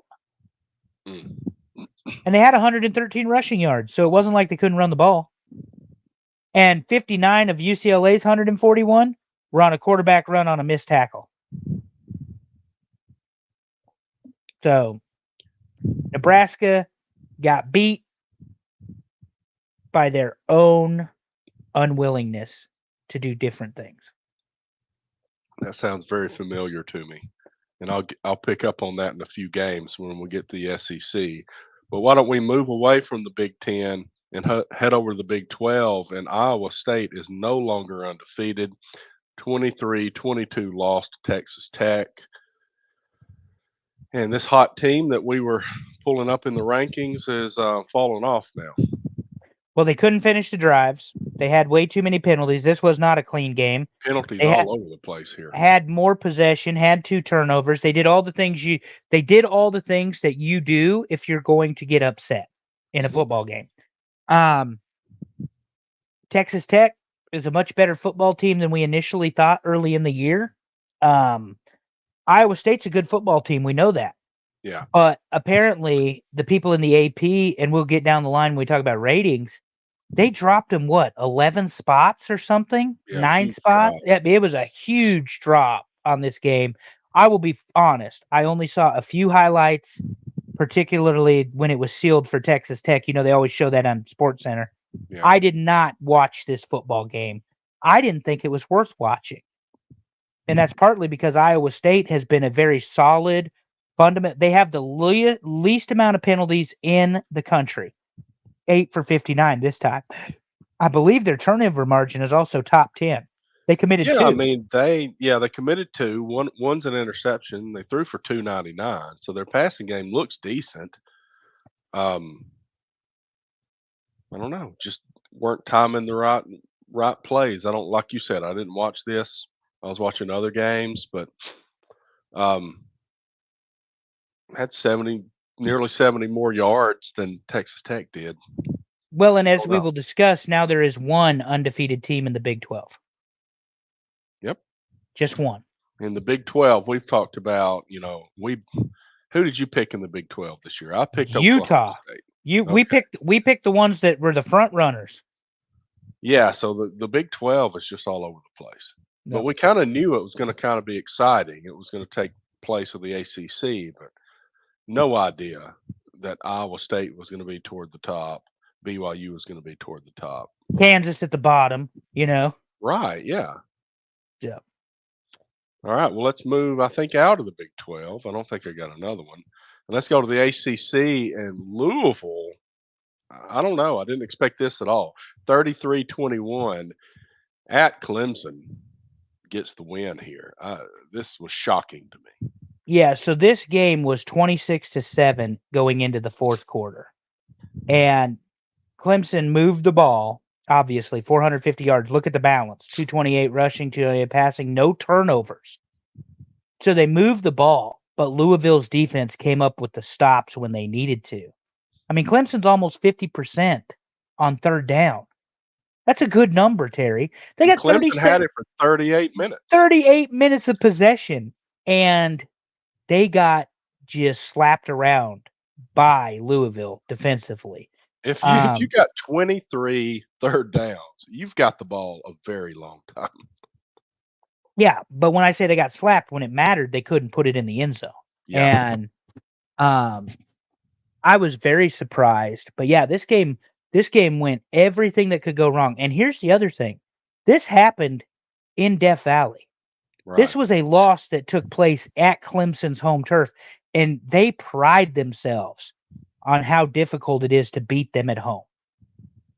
So Louisville showed up. We've talked about Louisville being one of those teams, kind of like a West Virginia, where they can sneak up on you and play really well, or they can just stink it up. But they showed up this week. When you look at their losses, I think they lost to I know for a fact they lost to Notre Dame. And then I think they lost to like Kentucky or but all their losses have been close, and it has been Louisville's inability to close football games. They did not have that problem Saturday night. The only thing that became in jeopardy was when, Clemson finally punched it in the end zone a couple times in that fourth quarter. But yeah, Jeff Fromm has them playing well. Louisville is a tough football team. I think they're just too far outside for a playoff spot, to be honest with you. But they're gonna finish with a good season. Honestly, they've lost to some pretty good teams: Notre Dame, SMU, Miami. That's the three. Okay, those are the three losses there. Yeah. So I mean, those SMU, are good teams. It wasn't Kentucky. It was SMU. Yeah. They might not play Kentucky till the end of the year. Yeah, I think so. If they have that game. But anyway, and we're gonna get to SMU. You talk about a showing, for the lack of a better way to say it. But yeah, there's really no excuse for Clemson to lose this game. If you looked at this game statistically, you would think Clemson won this football game. Erase the score, and you ask somebody who won this football game, everybody would say Clemson won this football game. But it doesn't matter how many yards you get from your 10-yard line to the other team's 30. Those don't matter until you do something the rest of the way. Yep. But that's my point, is if you wiped out the scores on this graphic, Terry, and you ask me, Andrew, who won this football game, and I look over here and I see that Clemson had the ball for 38 minutes, and to your point, had 23 third downs opportunities, I would tell you Clemson obviously won this football game. But they did not. They had to storm back in the fourth quarter to even make it anywhere near this. Yeah, it was not nearly as close as the score. That I will tell you. Do you have another score for us, Terry? We got another ACC game, I believe. We've got Pitt SMU, since you were talking about SMU there. Speaking of not close. The home game 48-25. And a couple of turnovers for Pitt. SMU held the ball. SMU was 7 of 14 on third down, so they're making the plays at the right time. 24 points in the second quarter, and just didn't look back from there. Penalties. And the difference was when the Mustang defense needed to show up, they did. Pittsburgh could not do anything with this attack of SMU. That passing attack, well, both of them threw 300 yards, but Mike Bober says the O-line shot the bed. Well, they probably shit the bed. They didn't shoot it, but I agree with you there, Bober. The Mustangs did everything, and they're getting penalties left and right, Terry, 10 for 85, and they still just kept running it up on Pitt. Like I say, 31-3 at half. By the end of the fourth quarter, you're 34-11. And, it was not that close. And statistically, the game looks close. It was not that close. Yeah, I think it's Darkuzzi, however you say his last name. Pretty good coach at Pitt, was the defensive coordinator at Michigan State under I forget his name, but he replaced Saban. Anyway, they went to Rose Bowl and all that sort of thing. Yeah, Um, Narduzzi. Narduzzi, yeah, pretty good coach, had no fucking answer for Rhett Lashley, none whatsoever. And remember, the SMU quarterback was questionable up until early in the day Saturday, or maybe it was late Friday, and they announced that he was going to play. So Pitt got exposed. SMU is as good of a football team as we thought they were. And maybe much better than we thought they were, coming out of, whatever conference it was last year to now the ACC. So Right. Pitt still got chance. Pitt's got an outside shot at it, but the way Miami's playing football, I don't know if anybody's gonna stop them. So Yeah, I don't think so. And this is, just a reminder, this is baby Gus Malzahn here coaching at SMU. So he'll he'll be bring coaching the at off he'll be coaching at Auburn within the next in a 24 couple of months. years. Yeah. Yeah. There's a lot of talk about that. Yeah. Why don't we move on to the next game and we go to the SEC, and Texas A&M, who was sitting at the top looking pretty, got absolutely manhandled by South Carolina. Yeah, that second half. I mean, so South Carolina, as you can see by the score line, jumps out big early, or jumps out quick anyway, 14-3. And then A&M does what they do, and they started running their offense, play a little defense. All of a sudden, it's even. South Carolina never looked back in the third quarter. I mean, it was boom, gone, done. Balanced attack from the Gamecocks, 244, 286. Only 3 penalties. You're playing in Columbia. It's a night game. You have a turnover, but you got a really aggressive defense. Look at those third down numbers, Terry. 4 for 15, 4 for 13. Right. Yet you scored 44 points. That means that South Carolina had big plays, Right. plays that resulted in touchdowns. Yeah, you're not Particularly needing being third held down. to 30% on your third down. Yeah, you weren't getting there. A&M's going to have to bounce back, but this just complicates the SEC race even further. It does. It's crazy. Because they've got the loss to Notre Dame, and now they've got the loss to the Gamecocks. The Gamecocks, who just brutalized not Notre Dame, Oklahoma, and came very close to beating Alabama prior to that. So don't sleep on Cocky and the boys there in Columbia. That's all I'm saying. Well, it's getting fun with some of these races now. You got the SEC, Texas A&M look good, and the new format this year. Who knows who the top 2 teams are going to be at the end of the season? Exactly. We're going to have tiebreakers all over the place. That's why I read the rules, because you got strength of schedule, head to head, like opponents. All of it's going to matter. The quarterback's prettiest girlfriend. Yeah, historic recent history is going to play a factor, I promise. And we'll get there when we rank our projected top 12. All right, let's move along to the next SEC game. We got Florida at Georgia, and Florida showed up, had the lead early. Georgia put it on them in the second half, though. So Carson Beck, for the third time this season, somebody whose name was mentioned in the Heisman Trophy winning standings early, even by me, because I mean, this is a very experienced quarterback, national championship teams, 3 interceptions for the third time this season. If it wasn't for Georgia's defense, which arguably best defense in the country, arguably, and I'm not necessarily talking statistically, I'm talking speed, power, experience, and let's face it, Terry, they get it done. If you give a team 3 extra possessions and they don't win, and they lose by 14, it's not just, and they did it in Tallahassee, or not Tallahassee, Jacksonville.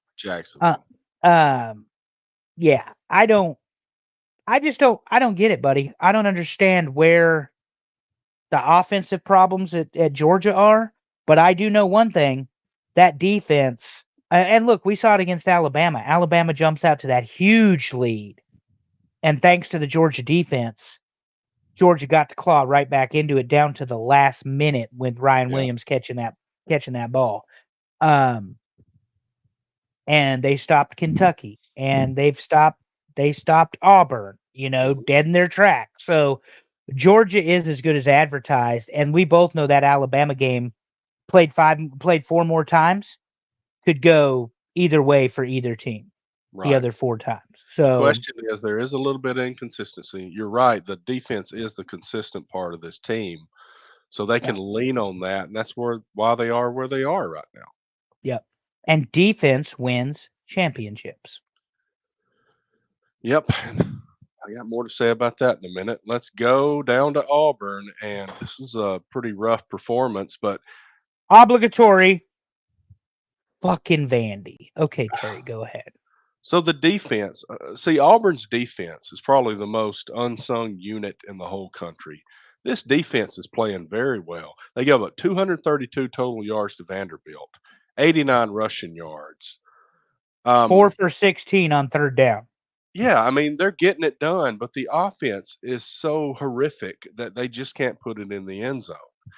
And, the offense didn't turn it over, so that problem's been pretty much fixed. I mean, there's one turnover a game or so, but 2 for 13 on 3rd down is ridiculous. And not only that, and you talked about play calling earlier, the very first 3rd down they converted was in the second half.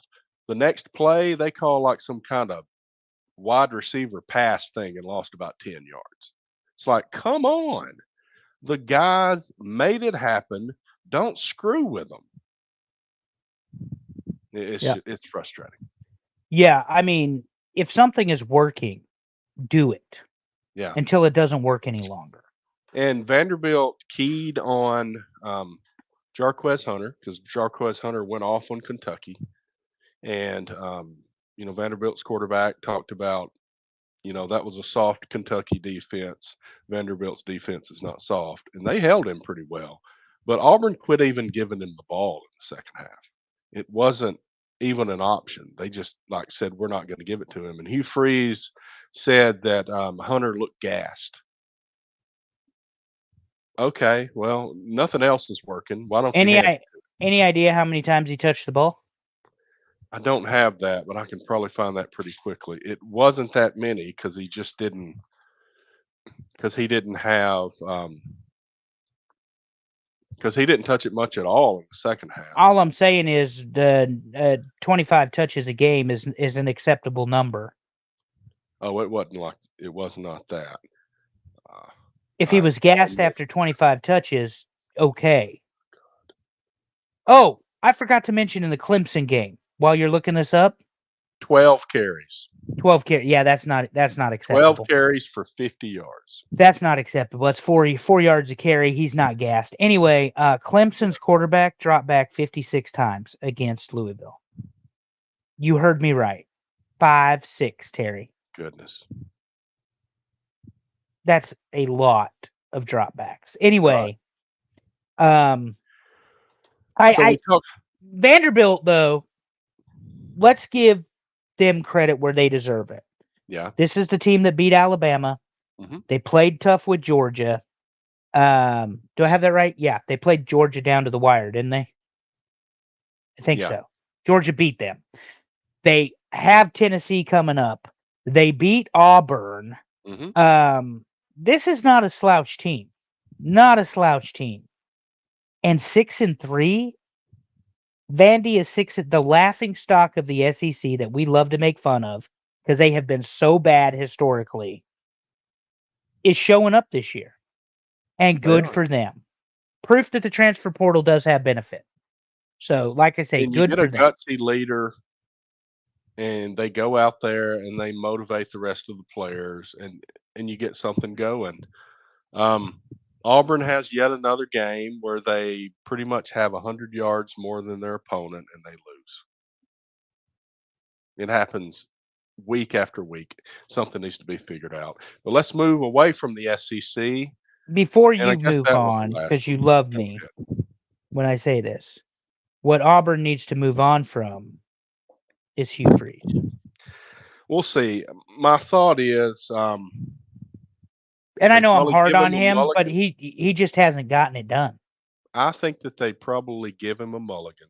He has next year, but next year needs to be 9-10 wins. It can't be 6. Well, and I take it personally, just on the Auburn thing, because they fired Gus, who had 9+ wins a year. Yeah. But like you said, he couldn't win against LSU. He couldn't win against Alabama, even though he won 3 times. He couldn't win against Alabama. Yeah, And LSU Georgia was the biggest thing, and he'd get beat by Arkansas once in a while. yeah, speaking of Arkansas, are they on this list, Terry? Yes, they are. They are. Week 10 scores. UCF bounces back 56-12 against an Arizona team we thought was going to be really good. Yeah. And they're not. Oregon in the big house, 38-17 over Michigan, and they continue to roll on. Minnesota, fourth quarter exploits, beat Illinois at home in Champaign, I believe it is. USC looks like USC, and Washington comes away with that win at home. And USC's got a losing record now, I believe. Well, they 40, yeah, and Nebraska plays USC next week, not this coming Saturday, but the following in the Coliseum. So we'll hopefully benefit from their terrible team. Iowa, 42 on Wisconsin's defense. Actually, that was in Iowa City. That's a big number, Terry. That is a huge number. It is. For Iowa, I mean, we talked about taking the under on them for a long time. Now they're putting up crazy points. Yeah. Tennessee played okay, I guess. I think Kentucky probably played better. I didn't watch much of this game, but I think Kentucky laid an egg against Auburn, and they showed up a little more against Tennessee. It's a little more of a rivalry game here. So they gave Tennessee a little bit, but I don't know. Ole Miss, would you please stand up? 63 points against the Razorbacks. Woo! Yeah, how long does Pittman last? He's gone. I think he's gone. Or are we talking about in the next couple of weeks? Yeah, I think he's gone this season. Yeah. And finally, the team Terry does not give the appreciation to, ladies and gentlemen, but I do. University of Indiana at 8-0. Actually, they're 9-0 now. Goes down 10-0 in East Lansing against a very good, well-disciplined Michigan State football team and score 47 unanswered. That run pass option he has, Terry, the way they play defense, Google me, I win. That's right. Was not false advertising. This guy has got himself set up on a collision course. First, he gets Michigan this coming week, which you didn't include in the preview, but I will not judge you for that. And then he gets Ohio State after a bye.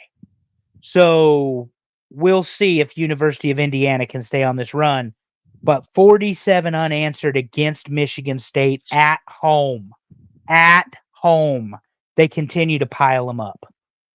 I will say I looked for the closest lines, and that's what probably pushed that out for this week, in my defense.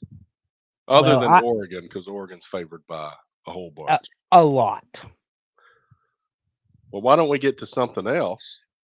This is the new part. Oh, never mind. This is the top 10. Top 10 first. Yeah, then the new part. The top 10 yet. Okay, let's run through the top 10. We'll roll. 10, yeah. BYU shows up for the first time at 8-0. And they got a test going to Utah this week.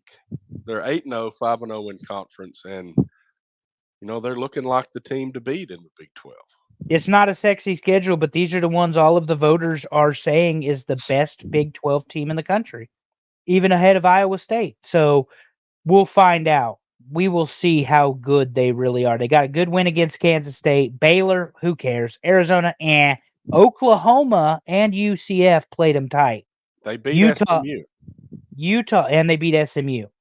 Utah is going to have a very good defense. We know that under Kyle Whittingham. We'll see. We'll see what happens. We'll preview that game. I believe it's on the list, so I won't get too Maybe I did leave that one out.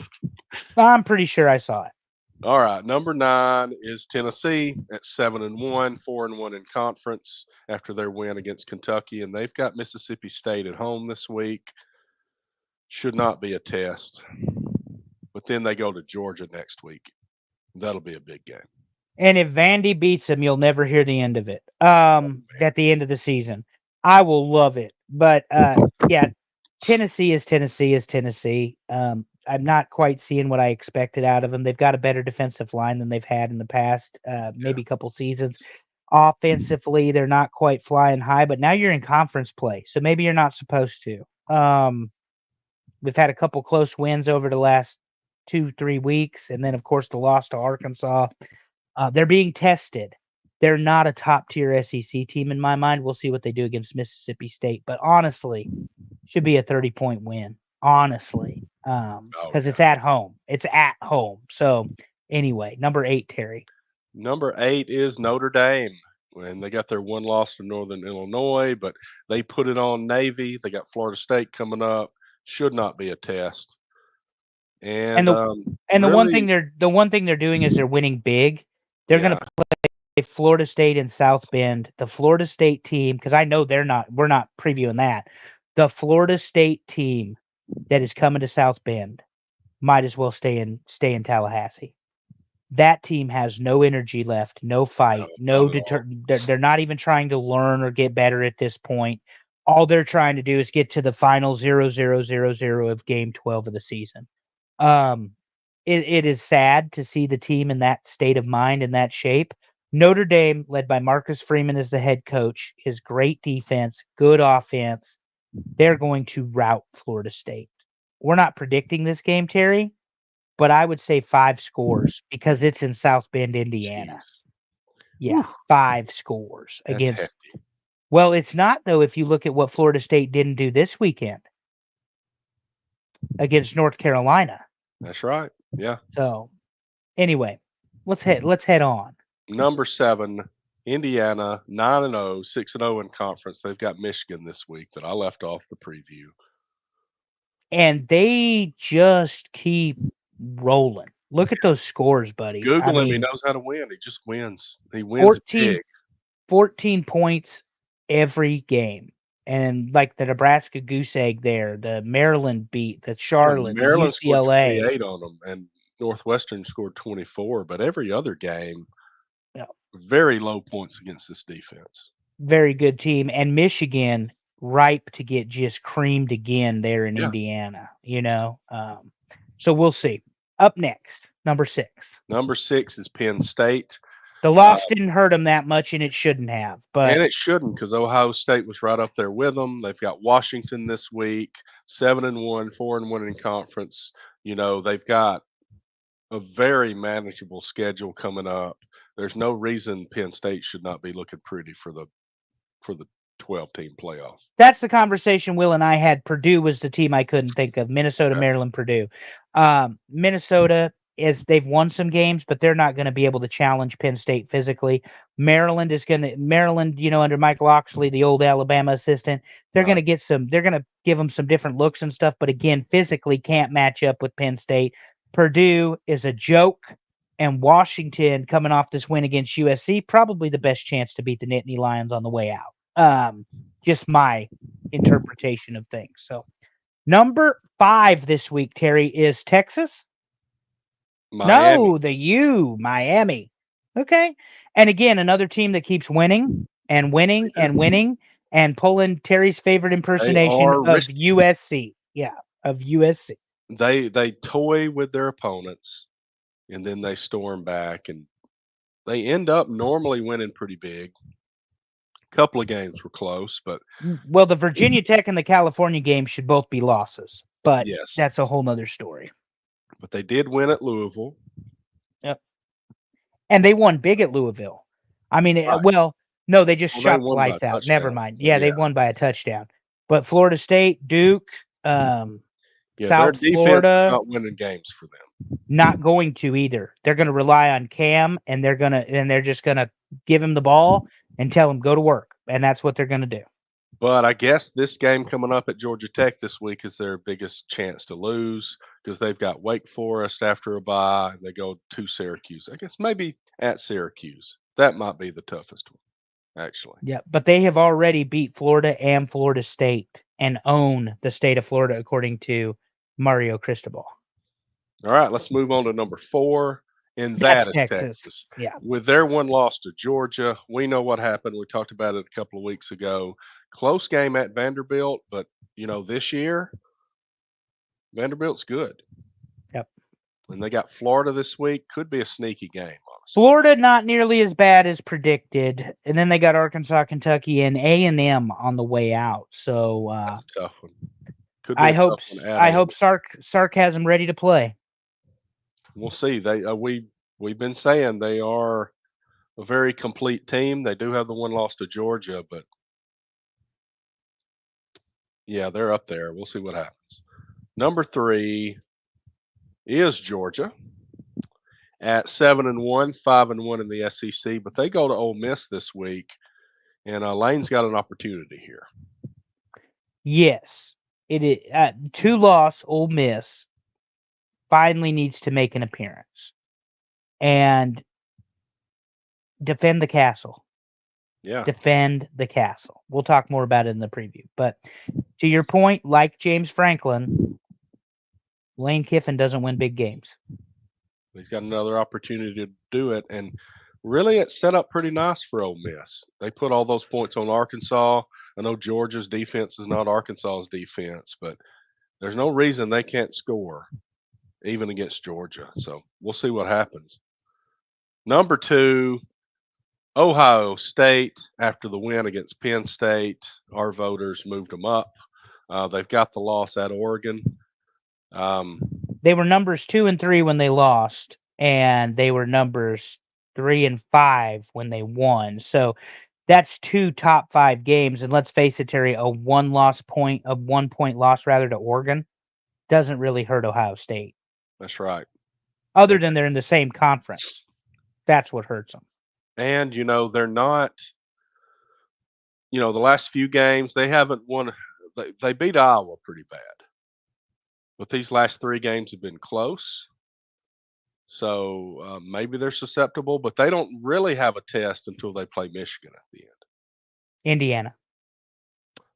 Yeah, I'm blind apparently because it does say Indiana. I went back a couple of years. They do play Indiana, then Michigan. So, yes. Yeah, but Purdue will not be a test, and that's a 12 o'clock kick Saturday. We will not predict it, but it'll be a 50-point loss. Because it is in Columbus. It'll be a 50-point win for Ohio State. Northwestern isn't going to have enough, and then the Indiana showdown is what I'm really interested in. That's right. Because quite frankly, I'm rooting for Indiana at this point, the way they drum the Huskers.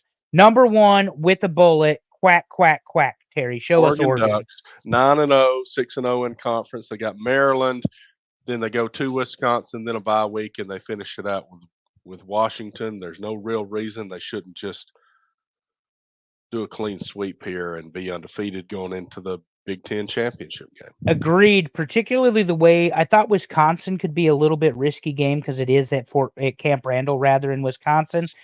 But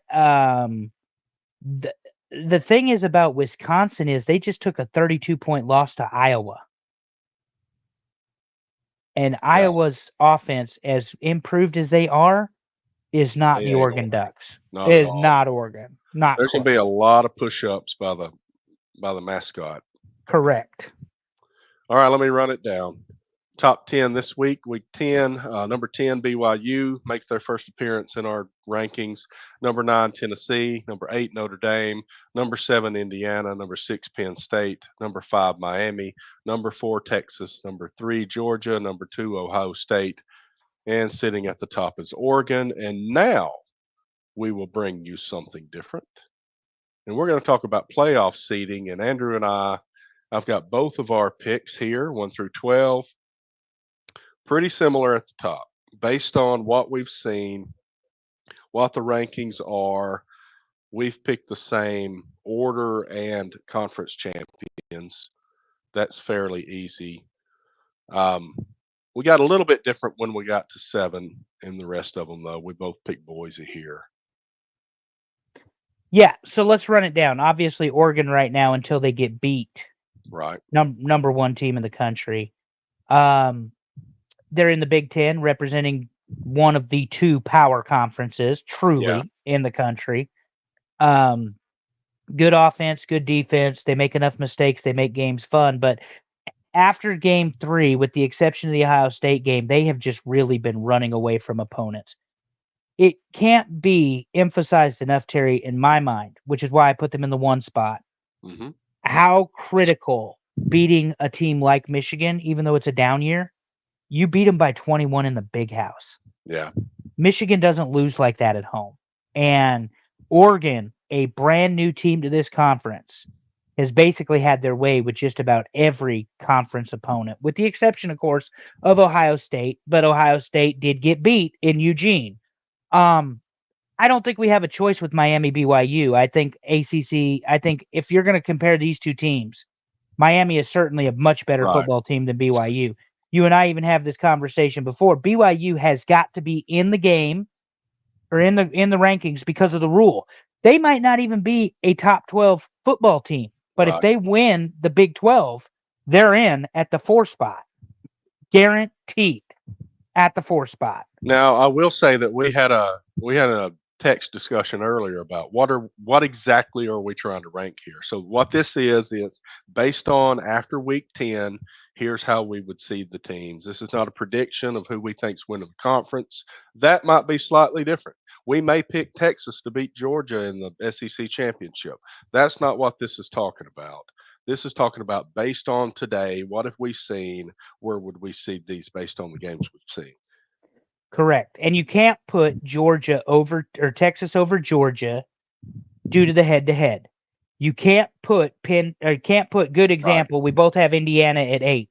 You can't put Indiana over Ohio State, despite the fact Indiana is undefeated. Ohio State has those 2 top 5 games. Yeah. One was a 1-point loss and one was a 7-point win. So, and both of those games, by the way, were away, not in Columbus. So that does make a difference as well. Alabama, I know Bober's going to give us shit about this, and I'm fine with it. Go ahead, Bobes. But who the hell else are you going to put in there if it ain't Alabama? Yeah, and the teams that's the thing about this last week. The teams that I would have had right below here, they got beat. And they got Iowa State, down. Pittsburgh. Yes. SMU isn't quite high enough just yet for us to make that determination. I mean, it's that way. Texas A&M would have been a team I would. Texas A&M would have gotten in over Alabama for sure. I would have put Texas A&M over Alabama, absolutely. It's one, and I said Missouri was going to be in the playoff, Terry, and they're not even going to get close. Oh, they're not at all. I don't know if they just need that running back. You know, that's what we thought about at the start of the year. How much were they going to miss him? Maybe they miss him a lot. Difference is I put Tennessee in front of Penn State. The big reason that I put Penn State as low as I did, and I don't know what your rationale was, but this is just the way I see it. Penn State can't win high pressure games. Okay. Indiana has never buckled. Tennessee beat Alabama. Right. At the Rocky Top. And that's their best win of the season. And they also have a win over Oklahoma. And so I felt like Indiana is unproven, and that's almost unfair to Cognetti because that's what he keeps hearing is how Indiana, blah, blah, blah. But they keep winning football games. And the next two, Michigan and Ohio State, are really going to tell you what type of Indiana football team you have. Okay, so for those that aren't looking at the picture, that are just listening to the podcast, we agreed on the top 6, Oregon, Georgia, Miami, BYU, Ohio State, Texas. And then he was talking about we had differences. I had Penn State at 7, Indiana at 8, Tennessee at 9. He had Tennessee at 7, Indiana at 8, Penn State at 9. My rationale was I know that Penn State's had trouble in the big games, but those are big games against Ohio State and Michigan. And even though Ohio State is a factor here, I think against others, they just got that one close loss here. So I kind of moved them up a little higher than you did. And in Terry's world, just for funsies, Penn State would draw Alabama. And in my world, Penn State would draw Indiana. Do I have that right, Terry? I think so, yeah. So, interesting. Because it should be 7 and 8 or 8 and 9, and it should be 7 and 10. That's right. That's right. Yeah, and then we flip-flopped Alabama, Notre Dame. I had Alabama at 10. He had Notre Dame at 11. I had Alabama at 10 and Notre Dame at 11. He had it the reverse, Notre Dame at 10 and Alabama at 11. And we both had Boise at 12 because that's the team to me that looks like they're going to do it. And let's stipulate, at least for my prediction, the reason Boise is at 12 is the Power 5 Group of 5 team has to be included. Mhm. They don't have to be ranked number 5, but they have to be included. So right now, to me, the best non-Power 4 conference team in the country is Boise State, because you have to include them in the playoff. I'm going to jump 2 or 3 other teams that may be better than them, and we're going to put Boise in at 12. That's how I decided to do this, Terry. And I'll go ahead and mention one of my favorite things. Notre Dame can never be above number 5. That is correct. Thumbs up on that. Not until they Alright. join the ACC in football. That's right. That's right. So why don't we move along? So we'll see how this goes. That's what we think today. We'll see what happens this week, and we'll redo this every week until the end of the year. And by the way, as a reminder, the official one, because this is unofficial, despite the fact we have this right, the unofficial or the official ranking comes out Tuesday at about 8 or 9 o'clock p.m. Eastern time. And go vote, everybody. And go vote. Let's move I'm on. going to stop there. You don't need me to say any more than go vote. All right, let's run it down. We got Florida at Texas Saturday at noon. Texas is favored by 21.5 here. Too many points, but I'll take Texas by 10 because it is in Austin, and they're coming off a bye week. I think Texas is a lot better than Florida. I think Florida's better than we thought they were. It is at Texas. They're coming off a bye week. I think they win by 17 here. Okay, let me tell you this. I forgot. The Florida quarterback is out for the season. I'm still taking Texas by 10. All right, we move along to that's the only noon game that really struck me as a great one. Well, that's because you left off Miami and Georgia Tech, but whatever. I don't remember what the spread was for Miami and Georgia Tech, but I think it was sufficiently big enough for me to leave it off. That's all I'll say. Yeah, you included Florida and Georgia at 21.5. Florida and Texas, excuse me. Georgia, Ole Miss. Defense. I've got an SEC bias. Okay. Defense versus all offense. Away versus home.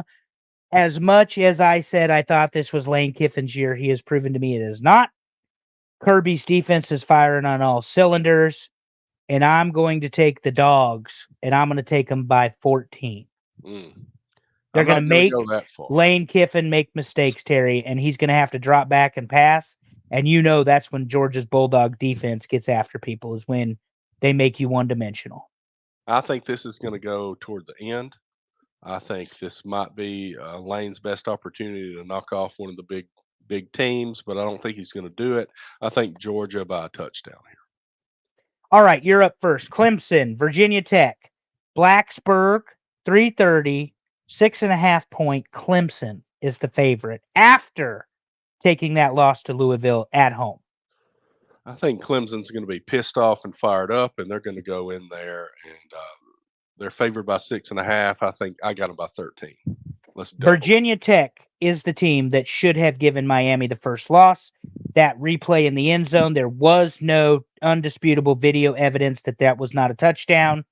I'm going Virginia Tech, Beamer Ball, Blacksburg. Give me the Okies by 3. All right.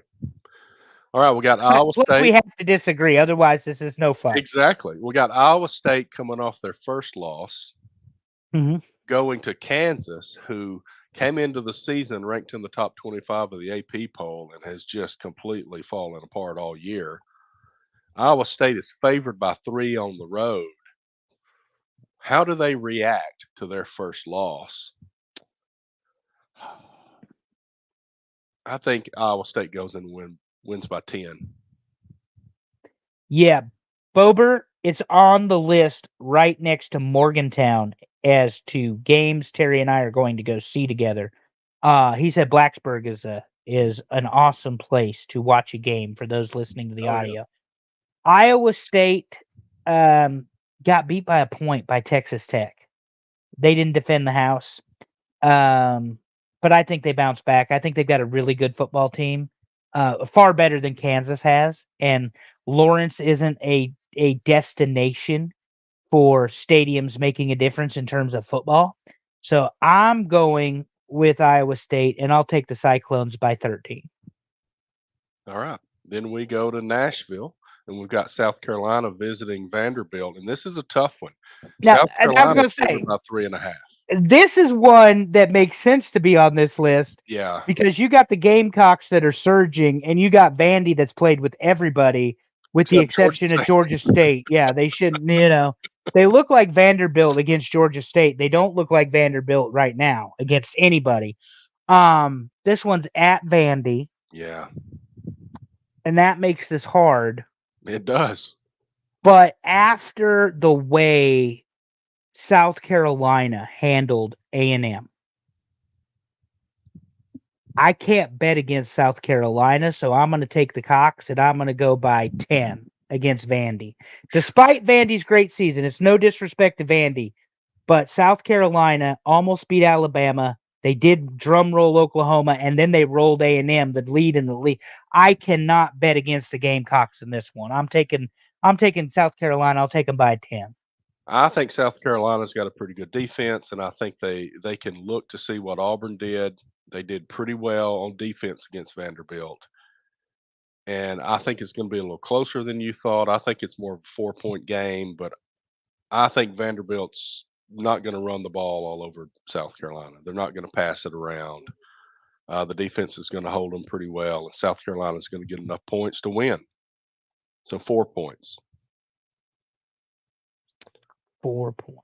Let's move on to a large point spread, but the number one team in the country deserves a spot on the games we care about. Maryland goes to Oregon this week, and Oregon's favored by 25. Yeah, this one's not going to be close. It's in Eugene. Oregon is just continuing to do what they do, playing great offense. They've got a good defense. They're fast in every position. Well-oiled machine. No matter what Mike Locksley brings to Eugene, Oregon, it won't be enough. Here it is, Terry. By 30, give me the Ducks. You've been having that in your pocket. You've been waiting for it. Give me 40. 40. Oh, you're going to go 40. Let's go 40. Why not? Why not? Oregon's steamrolling everybody. I just don't see it mattering. It doesn't matter what they bring. Oregon's going to win by 40. Big number. We're going big. In a battle of disappointing coaches, Brian Kelly leads LSU against Alabama to defend the house at Tiger Stadium, 7:30, because why the fuck not? Saturday night, Alabama LSU, historic rivalry in the last 25 years, absent of one Nicholas Lou Saban for the first time in 17 seasons. Alabama, with the benefit of Jaden Daniels getting hurt and the home field advantage, won last year in this matchup. LSU still doesn't play good enough defense for me, Terry. I think Alabama has heard the criticism loud and clear. Brian Kelly is a horrible coach. DeBoer is a far better coach. And I think Alabama's a more complete football team. You're going to see some big playmaking from Milroe and Williams and all of the rest. And I'm going to take Alabama in Baton Rouge at night under the lights by 17 points. That's a big number there. Oh boy, this is tough for me. I have seen Alabama slip up a little bit this year. I think LSU's probably a pretty decent football team, although their defense is not great. This is tough. LSU at night, but Alabama's won at LSU at night. Like you said, it's not Coach Saban, so that's another factor. I'm not going as big as you, but I think it's going to come down to a field goal. I think Alabama goes in and wins by a field goal. There you go. All right, you get to pick this one. Washington goes to Happy Valley after a one-touchdown loss, 13-point favorite for Penn State. Washington coming off a win against USC, 26-21.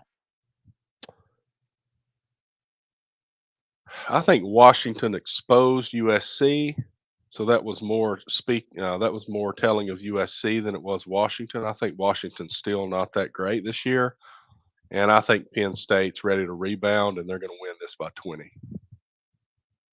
I agree. Penn State, big. Give me 24 just so our number's different. But that defense is going to confuse Washington's offense. Washington is still a very young team. They're traveling all the way across the country. I don't know if you get much further from Seattle to Western Pennsylvania. I mean, that's a long way to travel. And Penn State's going to be motivated. And by the way, like the game should have been this past weekend, this one's at 8 o'clock and it's at night. That stadium is going to be full and it is going to be loud. And as many places as Washington's football team has played, Terry, they haven't played in a stadium like this.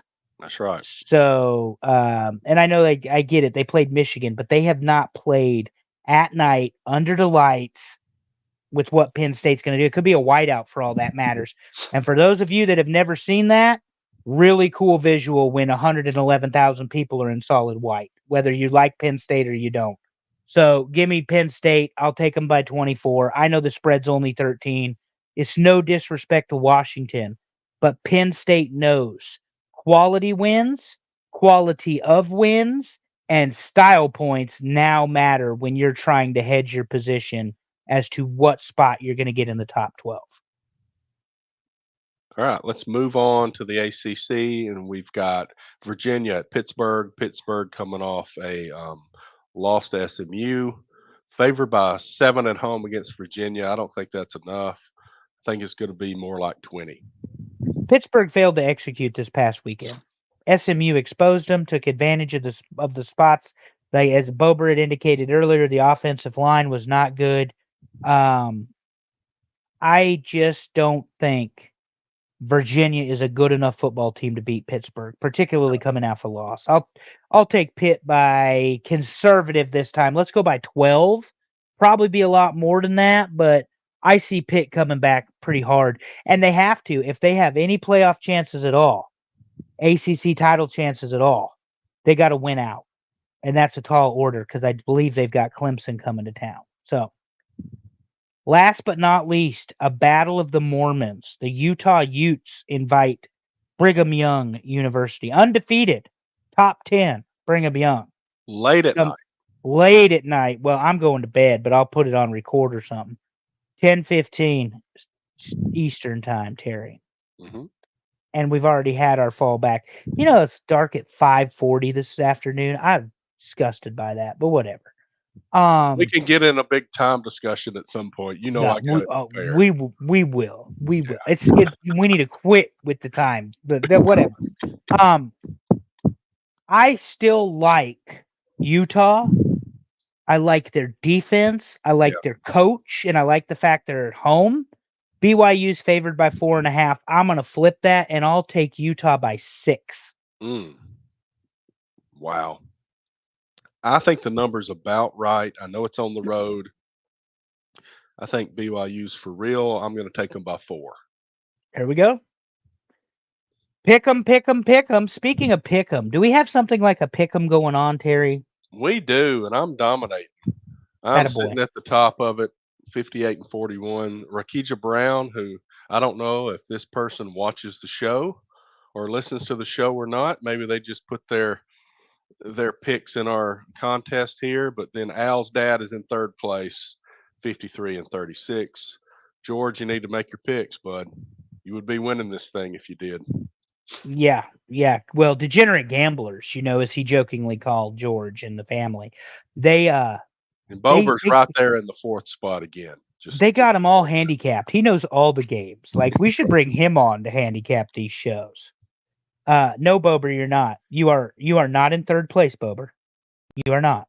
Okay, let's look at it. I understand what you're saying. I don't know. Win-loss percentage is Al's dad. No, he's not in. He's not. No. ESPN calls you tied for third, but that's because you both have 53 wins. I gave Al's dad the benefit of only having 36 losses. Correct. Win-loss percentage is higher for Al's dad. Plus, we like him better than you. We've broken bread with him. We've not broken bread with you, Bober. Not as a group, anyway. Just to make it clear how I work this. Yeah. But you'll be on the show in 2 weeks. And if it was me arbitrarily, even if you really were tied, I would put Al's dad on here, not you. Because that's why you love me. But no, great fun. I am losing, so I don't have any ground to stand on, Mike. Don't worry about it. Terry, we're a few minutes over, but this was fun. Our new segment, we'll have to get that dialed in, but Yeah. I kind of like predicting where we think these teams should land in the 12. And like I say, there's probably a couple teams better than Boise State, but you can't leave Boise State out of that 12th spot right now. They're consistent. I don't know that they're going to have anybody really testing them to win the conference. Now, the big thing there is these teams have to be as perfect as possible when they're fighting for that one spot. Weddings are a special event, Bober. They're not actually was not just a meal like we had with Al's dad and his wife and all that. So not quite, buddy. A wedding is a special event. You will be blessed to sit at our table and enjoy the company of the Golden Girls at some point down the line. And we will invite you because we really do like you. Otherwise, I wouldn't even talk to you. Terry knows this is a fact about me. If I don't like you, I won't even mention you. Don't look at you. Won't say nothing about you. So the fact that you have been mentioned a dozen times on this show means we really like you. And it only And he- took you making 50 comments in the comment section. And he'll join us in 2 weeks to talk all about Pittsburgh football, I guess. Oh, by the way, we don't do no pro bullshit around here unless it's guys that we really like from college, like Jaden Daniels, who's leading the Commanders, Terry, 6-2. Yeah. The Washington football team is 6-2 this And year. people are asking to go to Washington to play for the first time in forever. Yeah, well, Dan Schneider, they won a couple Super Bowls like when I was 4 or something, that whatever. Anyway, All right, it's been fun. We are through 10 weeks of the season. Lots of teams have played 9 games. Most teams have played 8 games. Not a whole lot of undefeated teams anymore. It's getting really exciting. And these, it's the first year for not having divisions in some of these conferences, the huge conferences. The championship game should be good. We don't have that East sucks and the West is going to dominate kind of thing going on anymore. And then we got a 12-team playoff to look forward to. Yep. And one thing we hadn't mentioned about Boise, Boise has always been a really good non-power conference team. Yep. But they got a hell of a running back there who they put that ball in his hand, unlike your guy at Auburn who was gassed. And this man is running 200 plus yards a game. So, I mean, and he's in the Heisman conversation, although I don't think anybody's taking it from Cam Ward, to be quite frank. I don't see it. But especially if Miami wins all their games. Right. They won't take it from them, even if they deserve it, because they're Miami. But anyway, Terry, I'm done for the night. We've had a great show. Appreciate you. As always, we thank everybody, you, Bober, everybody else that's commented. Alex, I know, commented earlier. George, thanks, Allison, for being here. And she's already gone to bed, I do believe. So we're handling it from now. Either she got knocked off or she's gone to bed. We love you, Allison. You'll hear this later. We'll tell you later. But it's been fun. We are through 10 weeks. We got more football to go. It's going to be a new deal this year, and we're looking forward to it. But as always, guys, as I wrap it up, be a champ this week in everything that you do. See you next time, everybody.